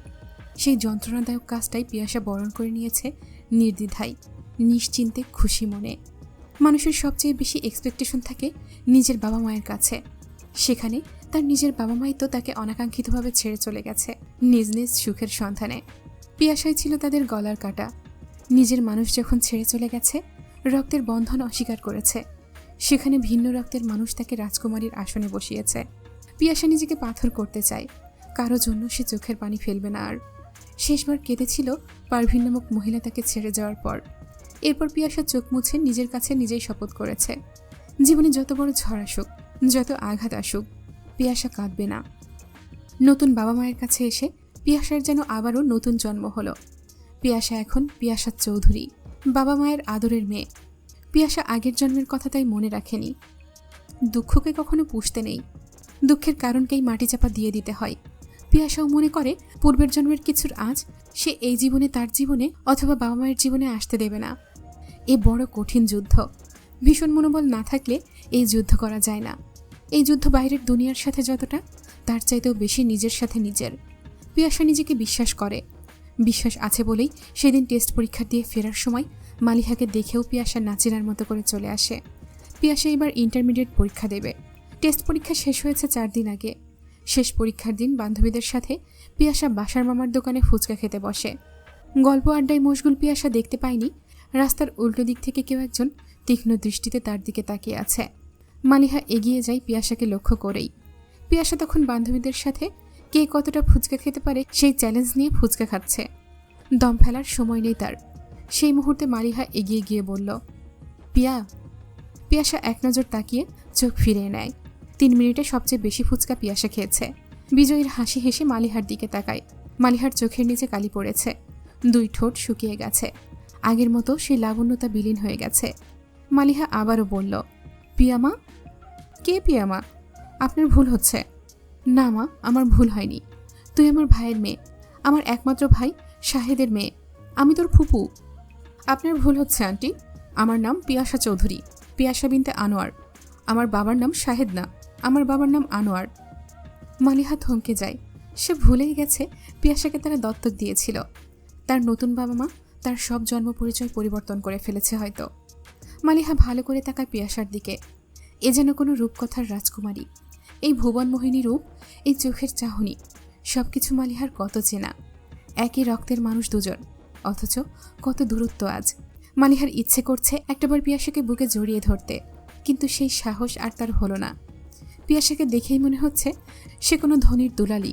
তার জন্ম যে একটা সাধারণ নিম্ন মধ্যবিত্ত পরিবারে, এই পিয়াসাকে দেখলে কেউ আন্দাজও করতে পারবে না। মালিহার কেমন যেন আড়ষ্ট অনুভব হলো। পিয়াসার কাছাকাছি সে দাঁড়িয়ে আছে, অথচ পিয়াসা এমনভাবে বান্ধবীদের সাথে গল্প করছে যেন এখানে কোনো মানুষ নয়, কোনো পিলার দাঁড়িয়ে আছে, অথবা যে দাঁড়িয়ে আছে সে চির অচেনা তার। অধিক শোকে মানুষ পাথর হয়। মালিহা বইতে পড়েছে, কিন্তু এবার নিজের চোখে দেখছে পিয়াসা শুধু পাথর না, সে হয়েছে শতাব্দী ধরে দাঁড়িয়ে থাকা প্রাচীন বটবৃক্ষ, যাকে কোনো ঝড়ঝঞ্ঝাও উপড়াতে পারেনি। মালিহা ধীর পায়ে নিজের পথে হাঁটা শুরু করে দিল। সময় পেরিয়ে গেছে অনেক। সংসারের হাল, সাবিহার বাচ্চা কাচ্চাদের দায়িত্ব, সবকিছু মালিহাকে নিতে হয়েছে। সাবিহা ডিভোর্সের পর কেমন একগুঁয়ে হয়ে উঠেছে। শান্ত নদীর মতো সাবিহা কেমন হিংস্র আর খিটখিটে হয়ে গেছে। ঠিক ততটাই শান্ত হয়ে গেছে মালিহা। জীবনে তার আর পাওয়া হলো না কিছু। এত বছর পরেও মানুষজন মালিহাকে দেখলে সেই সব ছবি ভিডিওর কথা প্রতিনিয়ত মনে করিয়ে দেয়। বারবার পাত্রপক্ষ আসে, কথা বলে, তারপর নাকচ করে দেয়। একটা বছর ধরে এসব সহ্য করার পর মালিহা বুঝতে পারল তার জীবনকে সে যতটা সহজ ভেবেছিল, জীবন তার চাইতেও হাজার গুণ বেশি নিষ্ঠুর। পাপের শাস্তি পেতেই হয়, কেউ ছাড় পায় না। যেমন ছাড় পায়নি সাবিহা, জমিরন, মালিহা, তেমনি ছাড় পায়নি কাদের। বিদেশ যাওয়ার 1 বছর পর অ্যাক্সিডেন্টে 2 পা হারিয়েছে। দেশে ফিরে যখন সাবিহাকে আবারও ফিরিয়ে নিতে চাইল, সাবিহা তখন একেবারে বিকে বসল। মালিহা একটা জুতার ফ্যাক্টরিতে কাজ করে। সংসার পুরোটা এখন মালিহার কাঁধে। মাঝে মধ্যে ইচ্ছে করে সব ছেড়ে পালিয়ে যেতে। এত অপমান লাঞ্ছনা আর নিতে পারছে না মালিহা, কিন্তু জীবন থেকে পালানোর উপায় তার জানা নেই। পিয়াসা নিজের রুমে বসে গুনগুন করে গান গাইছে। মা এখনও স্কুল থেকে ফেরেনি। মা এখন হেডমিস্ট্রেস। আনোয়ার চৌধুরী চেম্বার থেকে ফিরে এলেন বিকেলে। বাবাকে দেখে পিয়াসা 1 গ্লাস বরফ শীতল পানি নিয়ে এগিয়ে এলো। আনোয়ার চৌধুরী সোফায় গা এলিয়ে বসে বলল, আমাদের একটা ইনভাইটেশন আছে রে বাবা, আগামীকাল ঢাকায় যেতে হবে। পিয়াসা বাবার পাশে বসল। কি জন্য বাবা? তোর সিরাজ আঙ্কেল আছে না, ওনার বড় মেয়ে বৈশাখীর বিয়ে, আমাদের দাওয়াত করেছেন। পিয়াসার বুক কেঁপে উঠল। সেই বাড়িতে আবারও যাবে? হুট করেই পিয়াসার গলা শুকিয়ে যায়। লজ্জায় ইচ্ছে করে মাটির সাথে মিশে যেতে। লম্বা সেই ছেলেটার মুখোমুখি হবে কিভাবে পিয়াসা? মেয়ের পাংশুটে মুখের দিকে তাকিয়ে আনোয়ার চৌধুরী বললেন, কি হয়েছে বাবা, কোনো অসুবিধা? হ্যাঁ বাবা, আমার এক্সাম চলে এসেছে। এখন কি বেড়ানোর সময় নাকি বাবা? পড়তে হবে আমাকে। সবসময় এত পড়তে হবে না আম্মু। বইয়ে মুখ গুজে থেকে জীবনটাকে উপভোগ করবি না? তা তো হবে না। লেখাপড়ার পাশাপাশি জীবনের সব সুখ উপভোগ করতে হবে। এইসব সামাজিকতা আমাদের পালন করতে হবে আম্মু। আমরা মানুষ, মানুষ সামাজিক জীব। দেখিস না, পশুদের মধ্যে কোনো সামাজিকতা নেই। মানুষ হওয়া অনেক যন্ত্রণা, বুঝলি? পিয়াসা কিছু বলল না। একটা গাঢ় অস্বস্তিতে তার মন ছেয়ে গেল। শারমিন এসে যখন শুনল রজনীর মেয়ের বিয়ের দাওয়াত, তখনই নিজের মেয়েকে তাড়া দিল লাগেজ গুছিয়ে নেওয়ার জন্য। পিয়াসার কিছুতেই যেতে ইচ্ছে করছে না, কিন্তু না গিয়েও উপায় নেই। এইবার এত বছর আর ওই বাড়িতে যাওয়া হয়নি। শারমিন নিজেই যায়নি। রজনী এসেছিল কয়েকবার, কিন্তু নিজেও বান্ধবীকে যেতে বলেনি। মুহুয়া বেগমের সেদিনের রুট ব্যবহার শারমিনের বুঝতে অসুবিধা হয়নি।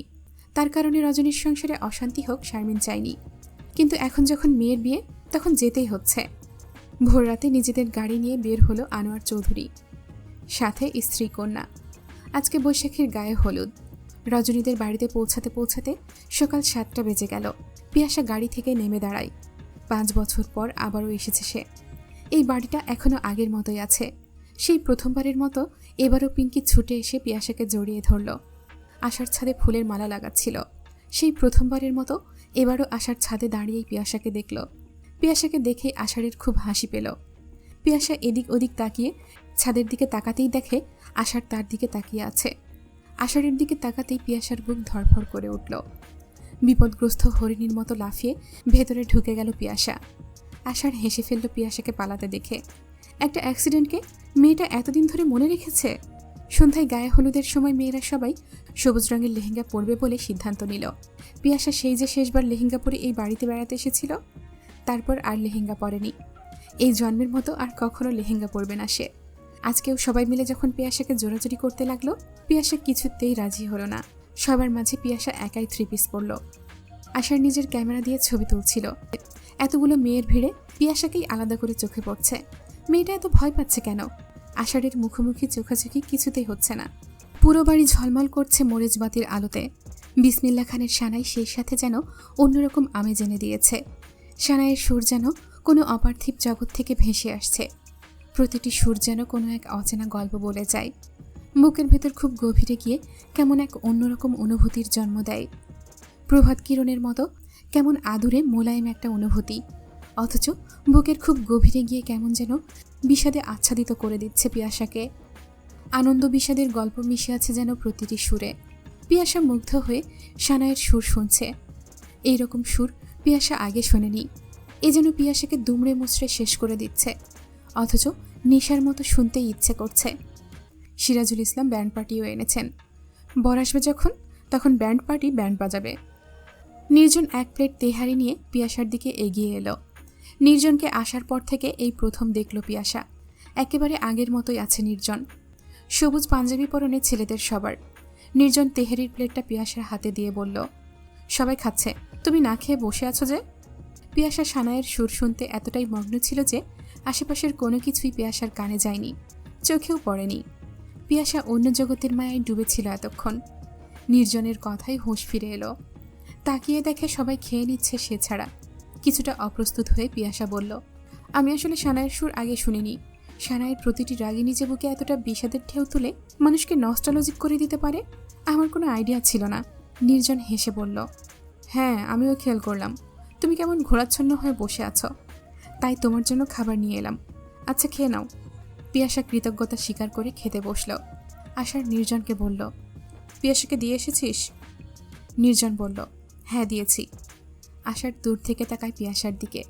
এই মেয়েটা তাকে ভয় পাচ্ছে অথবা লজ্জা পাচ্ছে, অথচ আশার সেসবের কিছুই মনে রাখেনি। তবুও পিয়াসা যেহেতু লজ্জা পাচ্ছে, লুকিয়ে থাকতে চাইছে, তাই আশার নিজেই ঠিক করলো সে নিজেই আড়ালে থাকবে পিয়াসার থেকে, নয়তো মেয়েটা একটু আনন্দ উপভোগ করতে পারবে না।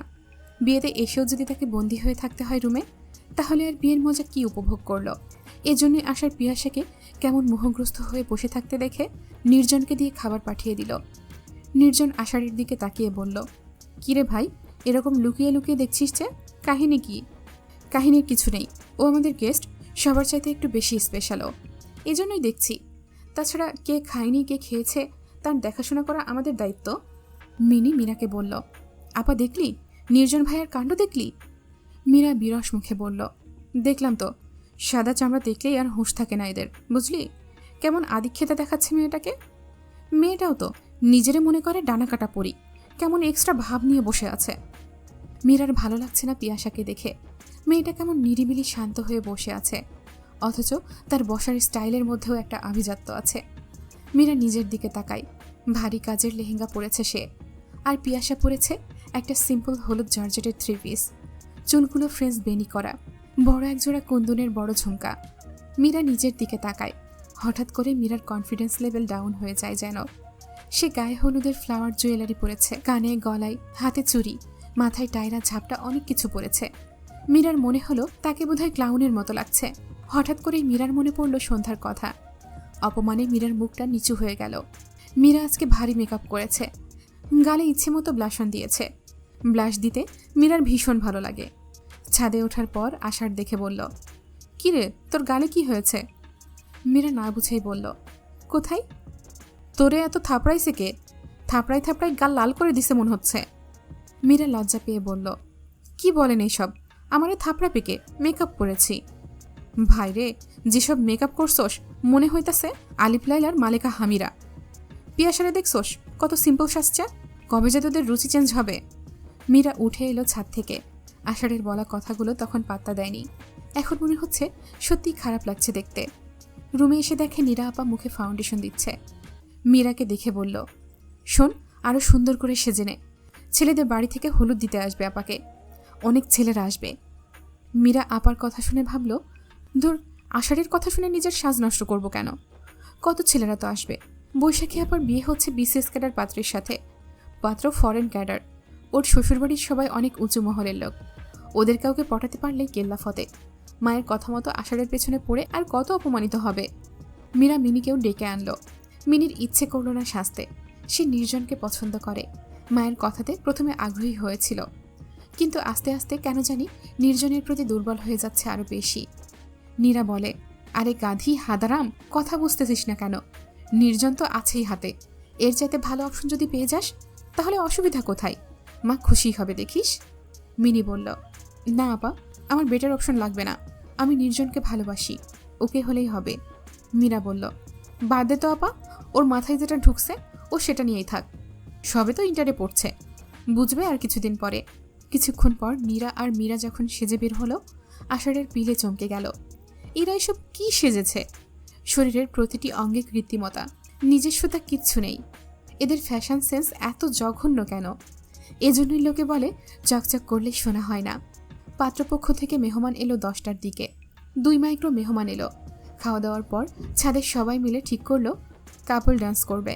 পিঙ্কি পিয়াসাকে বলল, এই পিয়াসা, তুই আশার ভাইয়ের পার্টনার। আশার ভাইয়ের পার্টনার তো আমরা কেউ হব না।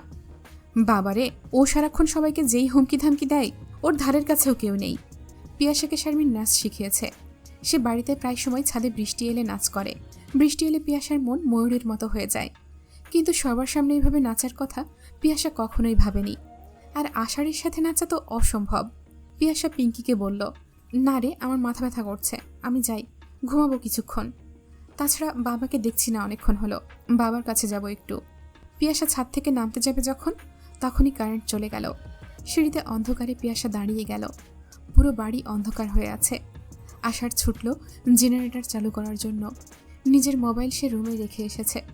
এই বাড়ির প্রতিটি কোণা আষাঢ়ের মুখস্থ, তাই আলো হোক বা অন্ধকার আষাঢ়ের তাতে অসুবিধা নেই। ছুটে এসে সিঁড়ি দিয়ে নামতে গিয়ে কয়েক ধাপ নামতেই আষাঢ় কারোর সাথে ধাক্কা খেল। ধাক্কা খেয়ে পিয়াসা পড়ে যেতে নিল। আষাঢ় বুঝতে পেরে সামনে থাকা মানুষটাকে অন্ধকারে জড়িয়ে ধরল। কারো শক্ত আলিঙ্গনে পিয়াসার বুকের ভেতর কেমন তোলপাড় করতে লাগলো। পুরুষালী বুনো একটা ঘ্রাণ পাচ্ছে বিপরীত মানুষটার থেকে। পারফিউমের স্মেলটা দারুণ তো। মানুষটা ছাড়ছে না কেন পিয়াসাকে?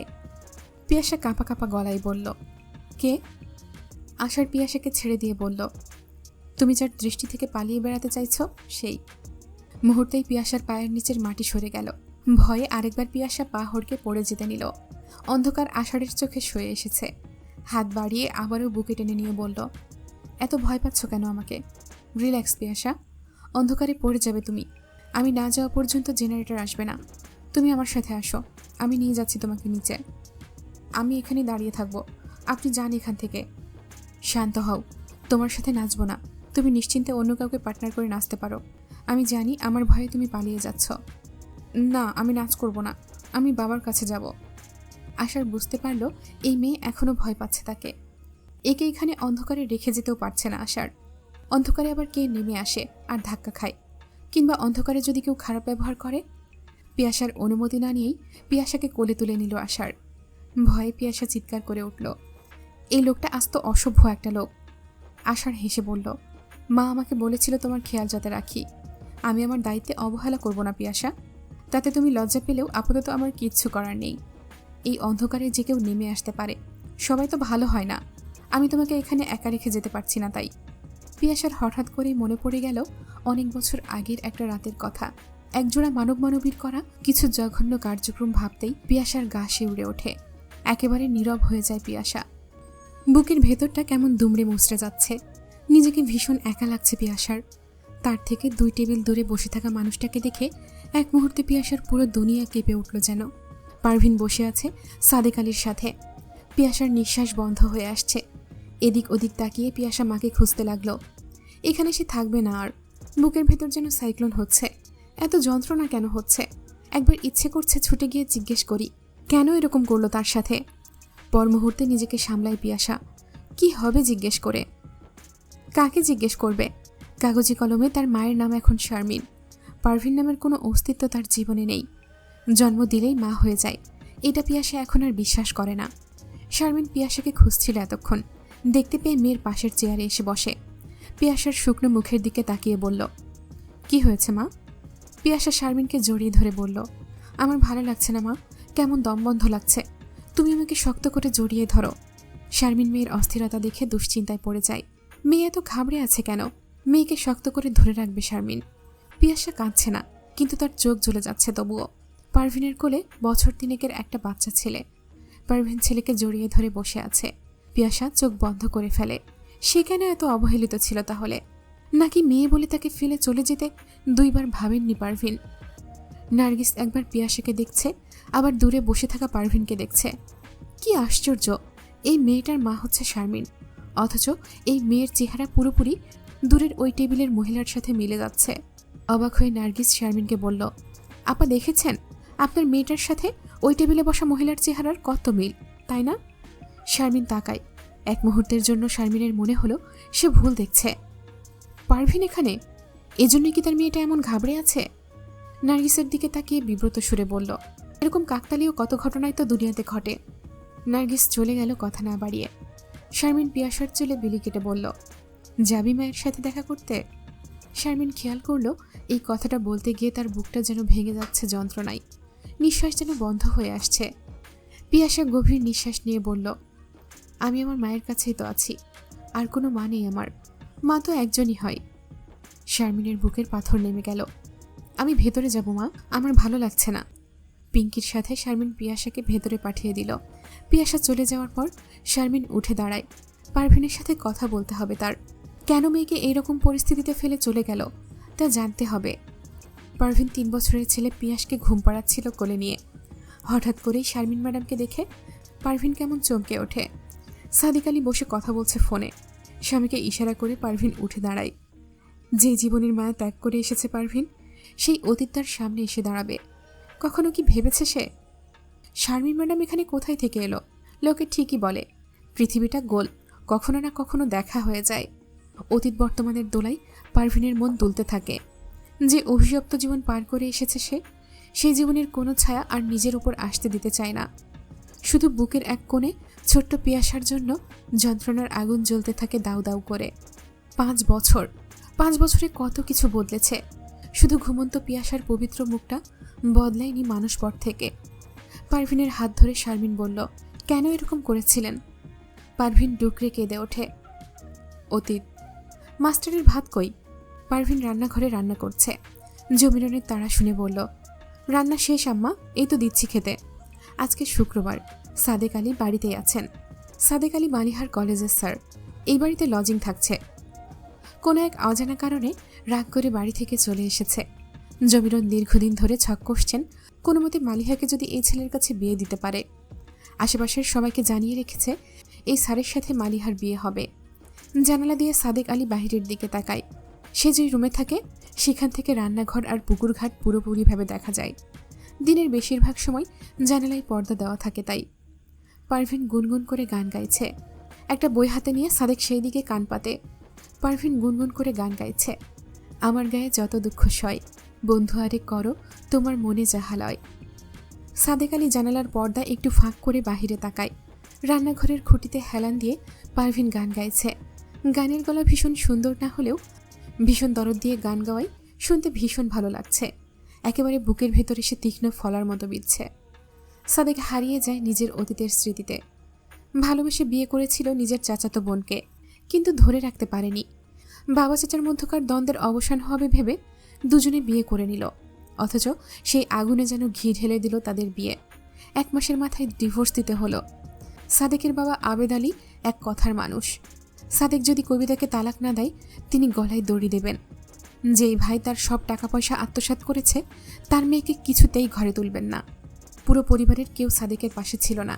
সাদেক ভাবল যাই হয়ে যাক, কবিতাকে সে ছাড়বে না। কিন্তু সাদেককে অবাক করে দিয়ে কবিতাই বলল সে আর এই সম্পর্কে থাকতে চায় না।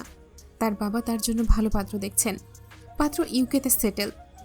এই সম্পর্কের কোনো পরিণতি নেই, কখনো কেউ মানবে না। কবিতা এরকম অনিশ্চিত জীবন মানতে পারবে না। যতটা ঝামেলা করে দুজন বিয়ে করেছিল ঠিক ততটাই সহজে দুজনের ছাড়াছাড়ি হয়ে যায়। বাবা মা আত্মীয় স্বজন সবার উপর রাগ করে সাদেক বাড়ি থেকে বেরিয়ে আসে। কবিতার বিয়ে হয়েছে, একটা মেয়েও হয়েছে, স্বামীর সাথে দেশের বাইরে আছে। সাদেক ভেবেছিল সে বুঝি বাঁচতে পারবে না কবিতাকে ছাড়া, অথচ একটা সময় বুঝতে পারল কেউ কারো অভাবে মরে যায় না, সে দিব্যি বেঁচে আছে। কবিতার কথা মনে পড়লে ঘৃণায় রিরি করে পুরো দেহ মন। আজকে পারভিনের গাওয়া গানটা সাদেককে তার অতীতে নিয়ে যায়। কবিতা নিজেই এগিয়ে এসেছিল তাদের সম্পর্কে, আবার নিজেই ছেড়ে চলে গেল। সাদেক আনমনা হয়ে তাকিয়ে থাকে। পারভিনের পরনে সুতির শাড়ি, আঁচল দিয়ে মুখ গলা বুকের ঘাম মুছছে, ডিপনেক ব্লাউজ পরনে। পারভিনের ফর্সা বুকটা হুট করেই সাদেকের সামনে উন্মুক্ত হয়ে পড়ে। এক মুহূর্তের জন্য সাদেক চমকে ওঠে, দ্রুত পর্দা ছেড়ে দেয়। কি দেখল সে? কবিতার সাথে ছাড়াছাড়ির পর নারী দেহের প্রতি কখনো বিন্দুমাত্র আগ্রহ জন্মেনি সাদিকের। এই যে মালিহা সারাক্ষণ গায়ে পড়ে কথা বলতে আসে, সাদেক কখনো তাকিয়েও দেখে না। তাহলে হঠাৎ কেন এখন পারভিনকে দেখে বুকের ভেতরে এরকম ঝড় উঠল কেন? সাদেক নিজের ব্যবহারে নিজেই লজ্জিত হয়। নিজের লজ্জা ছাপিয়ে হঠাৎ করে মনে প্রশ্ন জাগে, পারভিনের এত কষ্ট কিসের? সবসময় পরিপাটি সেজে থাকা পারভিনকে দেখে কেন মনে হয় ভেতরে ভেতরে সে খুবই এলোমেলো হয়ে আছে। ভেতরের অগোছালো ভাব লুকাতেই সে এত পরিপাটি ভাব দেখায়। সাদেকের মনে হলো তার যদি ক্ষমতা থাকতো তাহলে পারভিনের মনের সব কষ্ট দূর করে দিত। পারভিন পুকুর ঘাটে বসে পায়ে আলতা দিচ্ছে। পুকুরের স্বচ্ছ জলে পারভিনের নিজের প্রতিবিম্ব ফুটে উঠছে। জলের দিকে তাকিয়ে পারভিনের দুই চোখ ভিজে ওঠে। শাহেদ দেশের বাহিরে গেছে এই 12 বছর। এক যুগ হয়ে গেল, এখনো স্বামীকে কাছে পাচ্ছে না। শাহেদের কি একটুও মনে হচ্ছে না স্ত্রীর কথা? একটা জীবন কি শুধু ধৈর্য ধরেই কাটিয়ে দিতে হবে? বিয়ের 18 দিন পর শাহেদ সেই চলে গেল, আর এলো না এখন পর্যন্ত। এর মধ্যে শাহেদের কাছে পেয়েছে 1 সপ্তাহ। বাকি দিনগুলো শাহেদের সময় কেটেছে জুয়ার আসরে। পারভিন সেসব ভাবতে ভাবতে কেঁদে ওঠে। বুকের ভেতর পাহাড় সমান যন্ত্রণা তার, অথচ মেনে নেওয়া ছাড়া উপায় নেই। সাদেকের মনটা আজকে কেমন অবাধ্য হয়ে উঠেছে। বারবার ইচ্ছে করছে পারভিনকে দেখতে।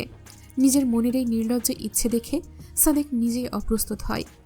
ভাগ্যিস মনের ভেতর কি হচ্ছে কেউ দেখতে পায় না, নয়তো দেখত সাদেকের মনের ভেতর কেমন তোলপাড় হচ্ছে। অনেকক্ষণ ধরে মনের সাথে যুদ্ধ করেও সাদেক জিততে পারেনি। শেষ পর্যন্ত পুকুর ঘাটের দিকের জানালার পর্দা ফাঁক করে তাকায় সাদেক। পারভিন কেমন অসহায় ভঙ্গিতে তাকিয়ে আছে পুকুরের দিকে। সম্পূর্ণ বেখেয়ালি হয়ে বসে আছে পারভিন। কি এত ভাবছে? এত কিসের কষ্ট ওর? এদিক ওইদিক তাকিয়ে কাদের এলো পুকুর ঘাটে। পারভিনের পায়ের দিকে লোভাদর দৃষ্টিতে তাকিয়ে এগিয়ে গেল পারভিনের দিকে। একটা মানুষ এত বেশি সুন্দর হয় কিভাবে? যেন মোমের পুতুল। পারভিন অন্যমনস্ক হয়ে বসে ভাবছে নিজের জীবনের প্রাপ্তি অপ্রাপ্তি নিয়ে। কাদের গিয়ে পারভিনের কোমরে হাত দিয়ে বলল, কি ব্যাপার ভাবি, কি ভাবেন? অতর্কিত স্পর্শে পারভিন চমকে ছিটকে উঠে দাঁড়ায়। কাদেরের থেকে দূরে গিয়ে বলে, কি করছেন আপনি? টাচ করে কথা বলছেন কেন?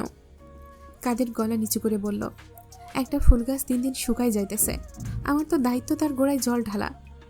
পারভিন তীক্ষ্ণ দৃষ্টিতে তাকিয়ে বলল, মালিহা পাইছেন আমারে? যেইভাবে মাঝরাতে মালিহার ঘরে ঢুকে যান, ভাবতেছেন তেমন সবাইরে এক পাল্লায় মাপতে যাবেন না। জেনেও চুপ করে আছি। নিজেরা পাপ করতেছেন, নিজেরা হিসাব দিবেন। আমার সাথে বেচাল করতে আসবেন তো পুরো গ্রাম জানবে আপনাদের কুকুরতেই। কাদেরের চল শক্ত হলো। এ তাহলে সব বুঝে গেছে? কাদের এদিক ওদিক তাকায়। সন্ধ্যা হয়ে আসছে। কাদের বেপরোয়া হয়ে ওঠে। এ যখন সবই জানে, তাহলে আর ভালো মানুষের মুখোশটা কষ্ট করে পড়ে থাকার দরকার নেই এর সামনে। এক হাত দিয়ে পারভিনের কোমরে শক্ত করে খামচে দিয়ে ধরে, আর এক হাতে পারভিনের মুখে চাপা দিয়ে কাদের বলল, সব যখন জানাই গেছেন তাহলে আর লুকোচুরি কিসের? সবাইরে জানানোর ভয় দেখান আমারে? কি জানাইবেন সবারে? আমি আপনারে। কাদেরের লোলুপ স্পর্শে পারভিনের পেটের নাড়ি ভুড়ি উল্টে এলো। কাদের কথা শেষ করতে পারল না, তার আগেই শুনতে পেল ঘরের দরজা খোলার শব্দ। বাড়ির মাস্টার সাদেক আলী মালিহাকে ডাকতে ডাকতে এগিয়ে আসছে সম্ভবত। লাফিয়ে সিঁড়ি বেয়ে কাদের উঠে যায়। পারভিন বিধ্বস্ত অবস্থায় দাঁড়িয়ে থাকে। একটু আগে যা হলো তা কখনো পারভিনের কল্পনাতেও ছিল না। সাদেক স্যার যদি মালিহাকে না ডাকতে বের হতো তাহলে আজ পারভিনের কি যে হতো? সাদেক এদিক ওদিক তাকিয়ে মালিহাকে ডেকে ঘরে চলে গেল। নিজের রুমে ঢুকে সাদেকের ভীষণ রাগ হতে লাগলো। কাদেরকে খুন করে ফেলতে ইচ্ছে করছে তার। সে কিছুই করতে পারল না এরকম একটা ঘটনা ঘটতে দেখেও। সাদেকের মনটা বলছিল এটা ঠিক হচ্ছে না, কিছু একটা করা উচিত, কিন্তু তবুও সে পারেনি। কেমন একটা অদ্ভুত অসহায়ত্ব অনুভব করছিল সাদেক, কারণ তার কাছে কোনো প্রমাণ নেই। গ্রামের মানুষজন যে তীরকে তাল করে ফেলতে পারে সাদেক জানে। সে হয়তো পারভিনকে বাঁচাতে যেত, কাদের হয়তো রটিয়ে দিত তাকে আর পারভিনকে নিয়ে কোনো কুচ্ছা। সাদেক কিছু করলে পরিস্থিতি আরও খারাপ হতে পারত। কাদের চলে গেল, কিন্তু সাদেকের মাথার ভেতর তখনও ঝড় চলছে। বারবার নিজের বিবেক তাকে বলছে সে কিছু করতে পারলে হয়তো মানুষটার কষ্ট একটু কমতে পারত, মানুষটার কষ্ট একটু কমাতে পারত, কিন্তু কিছুই তো করেনি তখন। সাদেকের এখন মনে হচ্ছে শুধু ওর সঙ্গেই না, নিজের সঙ্গেও অন্যায় করছে। এই অপরাধ বোধ হয়তো তাকে ছাড়বে না। পারভিন চুপচাপ ঘরে চলে এলো। ঘরে এসেই শাহেদকে ইমুতে কল দিল। একবার, দুইবার, তিনবার রিং হচ্ছে, কিন্তু কল রিসিভ হচ্ছে না। পারভিনের বুক ফেটে কান্না আসছে। এত অসহায় কেন সে? প্রতিনিয়ত ভেতর থেকে ভেঙে যাচ্ছে পারভিন। এখানে কেন আযাব সহ্য করছে সে, তা শুধু তার অন্তর্যামী জানেন। একজন স্বামী শুধু একজন মানুষই নন, বরং একজন রক্ষা কবচ। পারভিনের যন্ত্রণা আরও দ্বিগুণ হয়ে যায় শাহেদের সাথে যোগাযোগ করতে না পেরে। শাহেদ শেষ কথা বলেছে আরও 2 সপ্তাহ আগে। কল করে কখনো পারভিনের সাথে দুটো সুখ দুঃখের গল্প করা হয় না। শাহেদ কল করে পারভিনকে অশ্রাব্য গালিগালাজ করে। পারভিন মনে করে তার জীবনের চরম ভুল সিদ্ধান্ত ছিল মা ভক্ত মায়ের একমাত্র ছেলেকে বিয়ে করা। শাহেদের কাছে ধ্রুব সত্যি হচ্ছে জমিরন, সেখানে পারভিন হচ্ছে তাদের বাড়ির বিনা বেতনের কাজের মেয়ে। পারভিনের কষ্টের কথা বলার কোনো জায়গা নেই। কোনো বোন থাকলে বোনের সাথে বলতো, কিন্তু কোনো বোন নেই তার। মা নিজেই তো ভাইদের সংসারে গলগ্রহ হয়ে আছে। পারভিন একটা কথা বলতে গেলেই মা আগেই বলে, সংসার এমনই মা, মেনে নে, তবুও তো দুটো ভাত খেতে পাচ্ছিস। ওখান থেকে বের হয়ে গেলে এই ভাতও পাইবি না। পেটের আগুনের চাইতে যন্ত্রণা এই দুনিয়ায় কিচ্ছু নাই। মাইনসে কয় পেটে দিলে পিঠেও সয়। পারভিন কার কাছে বলবে তার যন্ত্রণার কথা? সবচেয়ে কষ্ট হয় যখন নিজেকে বোঝাতে থাকে সে যতটা দিন বেঁচে আছে ততদিন সহ্য করতেই হবে। একটা সময় পারভিনের মনে হতে থাকে তার কষ্ট বা অনুভূতিগুলো আজীবনের জন্য নির্ধারিত হয়ে গেছে। পারভিনের ভেতরে এক ধরনের একাকিত্ব গড়ে উঠেছে দিন দিন, যে বাইরে থেকে কেউ বুঝতে পারে না। পিয়াসা এসেছে বাইরে থেকে খেলে। পারভিন অসহায় দৃষ্টিতে মেয়ের দিকে তাকায়। 12 বছর ধরে এই যন্ত্রণার আগুনে পুড়ে দগ্ধ হচ্ছে। পিয়াসা মাকে বলল ক্ষুধা লেগেছে তার। পারভিন চোখ মুছে উঠে দাঁড়ায়। রুমের বাহিরে বের হতেই জমিরনের মুখোমুখি হয়। পারভিনের চুলের মুঠি ধরে জমিরন বলল, কি বলছস তুই আমার মায়ার জামাইরে? তোর এত বড় কলিজা হইছে? তোর সাহস এত বাড়ছে? পারভিন রুমের দরজার বাইরে থেকে ছিটকানি দিয়ে দেয়। পিয়াসা যাতে কখনো এইসবের কিছু বুঝতে না পারে। এমনিতেই মেয়ে কষ্টে থাকে, কখনোই তার বাবা তার সাথে কথা বলে না। সেখানে মায়ের এইসব যন্ত্রণা ছোট মেয়েটাকে আরও কষ্ট দেবে। জমিরনের হাত থেকে নিজের চুল ছাড়াতে ছাড়াতে পারভিন বলল, বড় দুলাভাই আমার লগে অসভ্যতা করছে। আমি ওনারে কোনো অসম্মান করিনি, বরং উনি আমার সাথে খারাপ ব্যবহার করছে। কি করছে তোরে? মিথ্যা কথার জায়গা পাস না? তুই কি করছস? আমার মালিহা আর কাদেরের নামে কি কইবি তুই সবাই রে? কি কইবি? তুই কি মনে করছস আমি তোরে এমনি এমনি ছাড়া দেবো? তুই মনে রাখিস তোর হাল আমি কি করি। বাহিরে হুটোপুটি শুনে সাদেক বুঝতে পারল পারভিনকে ওর শাশুড়ি মারধর করছে সম্ভবত। প্রায় এরকম হুটোপুটি শোনা যায়, কিন্তু কখনোই সাদেক সেসবে পাত্তা দেয়নি। সে এখানে মালিহাকে পড়ায় নিজের রুমেই। রুমের বাইরে এদের যাই হোক, সেসবে তার ইন্টারফিয়ারের কিছু নেই। কিন্তু আজকে মনে হচ্ছে বাইরে বের হওয়া উচিত। কিছু না বললেও তাকে বের হতে দেখলে জমিরন চাচি নিজের নোংরা রূপ লুকিয়ে ফেলবে। যা ভেবেছে তাই। দরজার খুট শব্দ হতেই জমিরন পারভিনকে ছেড়ে দেয়। পারভিন এলোমেলোভাবে ফ্লোরে বসে আছে। সেদিকে এক নজর তাকিয়ে সাদেকের ভীষণ মায়া হয়। আহারে বেচারা, এত অসহায় কেন? এর তো স্বামীর সংসারে রানী হওয়ার কথা ছিল, অথচ ভাগ্য তাকে রানী করেছে ঠিকই, তবে দুঃখী রানী। সাদেক বের হয়ে বলল, মালিহা পড়তে আসো। জমিরন বিগত হেসে বলল, স্যার নাস্তায় কি খাইবেন? সাদেক বলল, আমি কিছু খাবো না চাচি, খিদা নাই। সাদেক ভেতরে চলে যেতেই জমিরন বলল, একটা কাকপক্ষী কোনো কিছু যদি বুঝতে পারে তাইলে মনে রাখিস তোর আর পিয়াসার অবস্থা আমি কি করি। পারভিন কিছু বলার সাহস পায় না আর।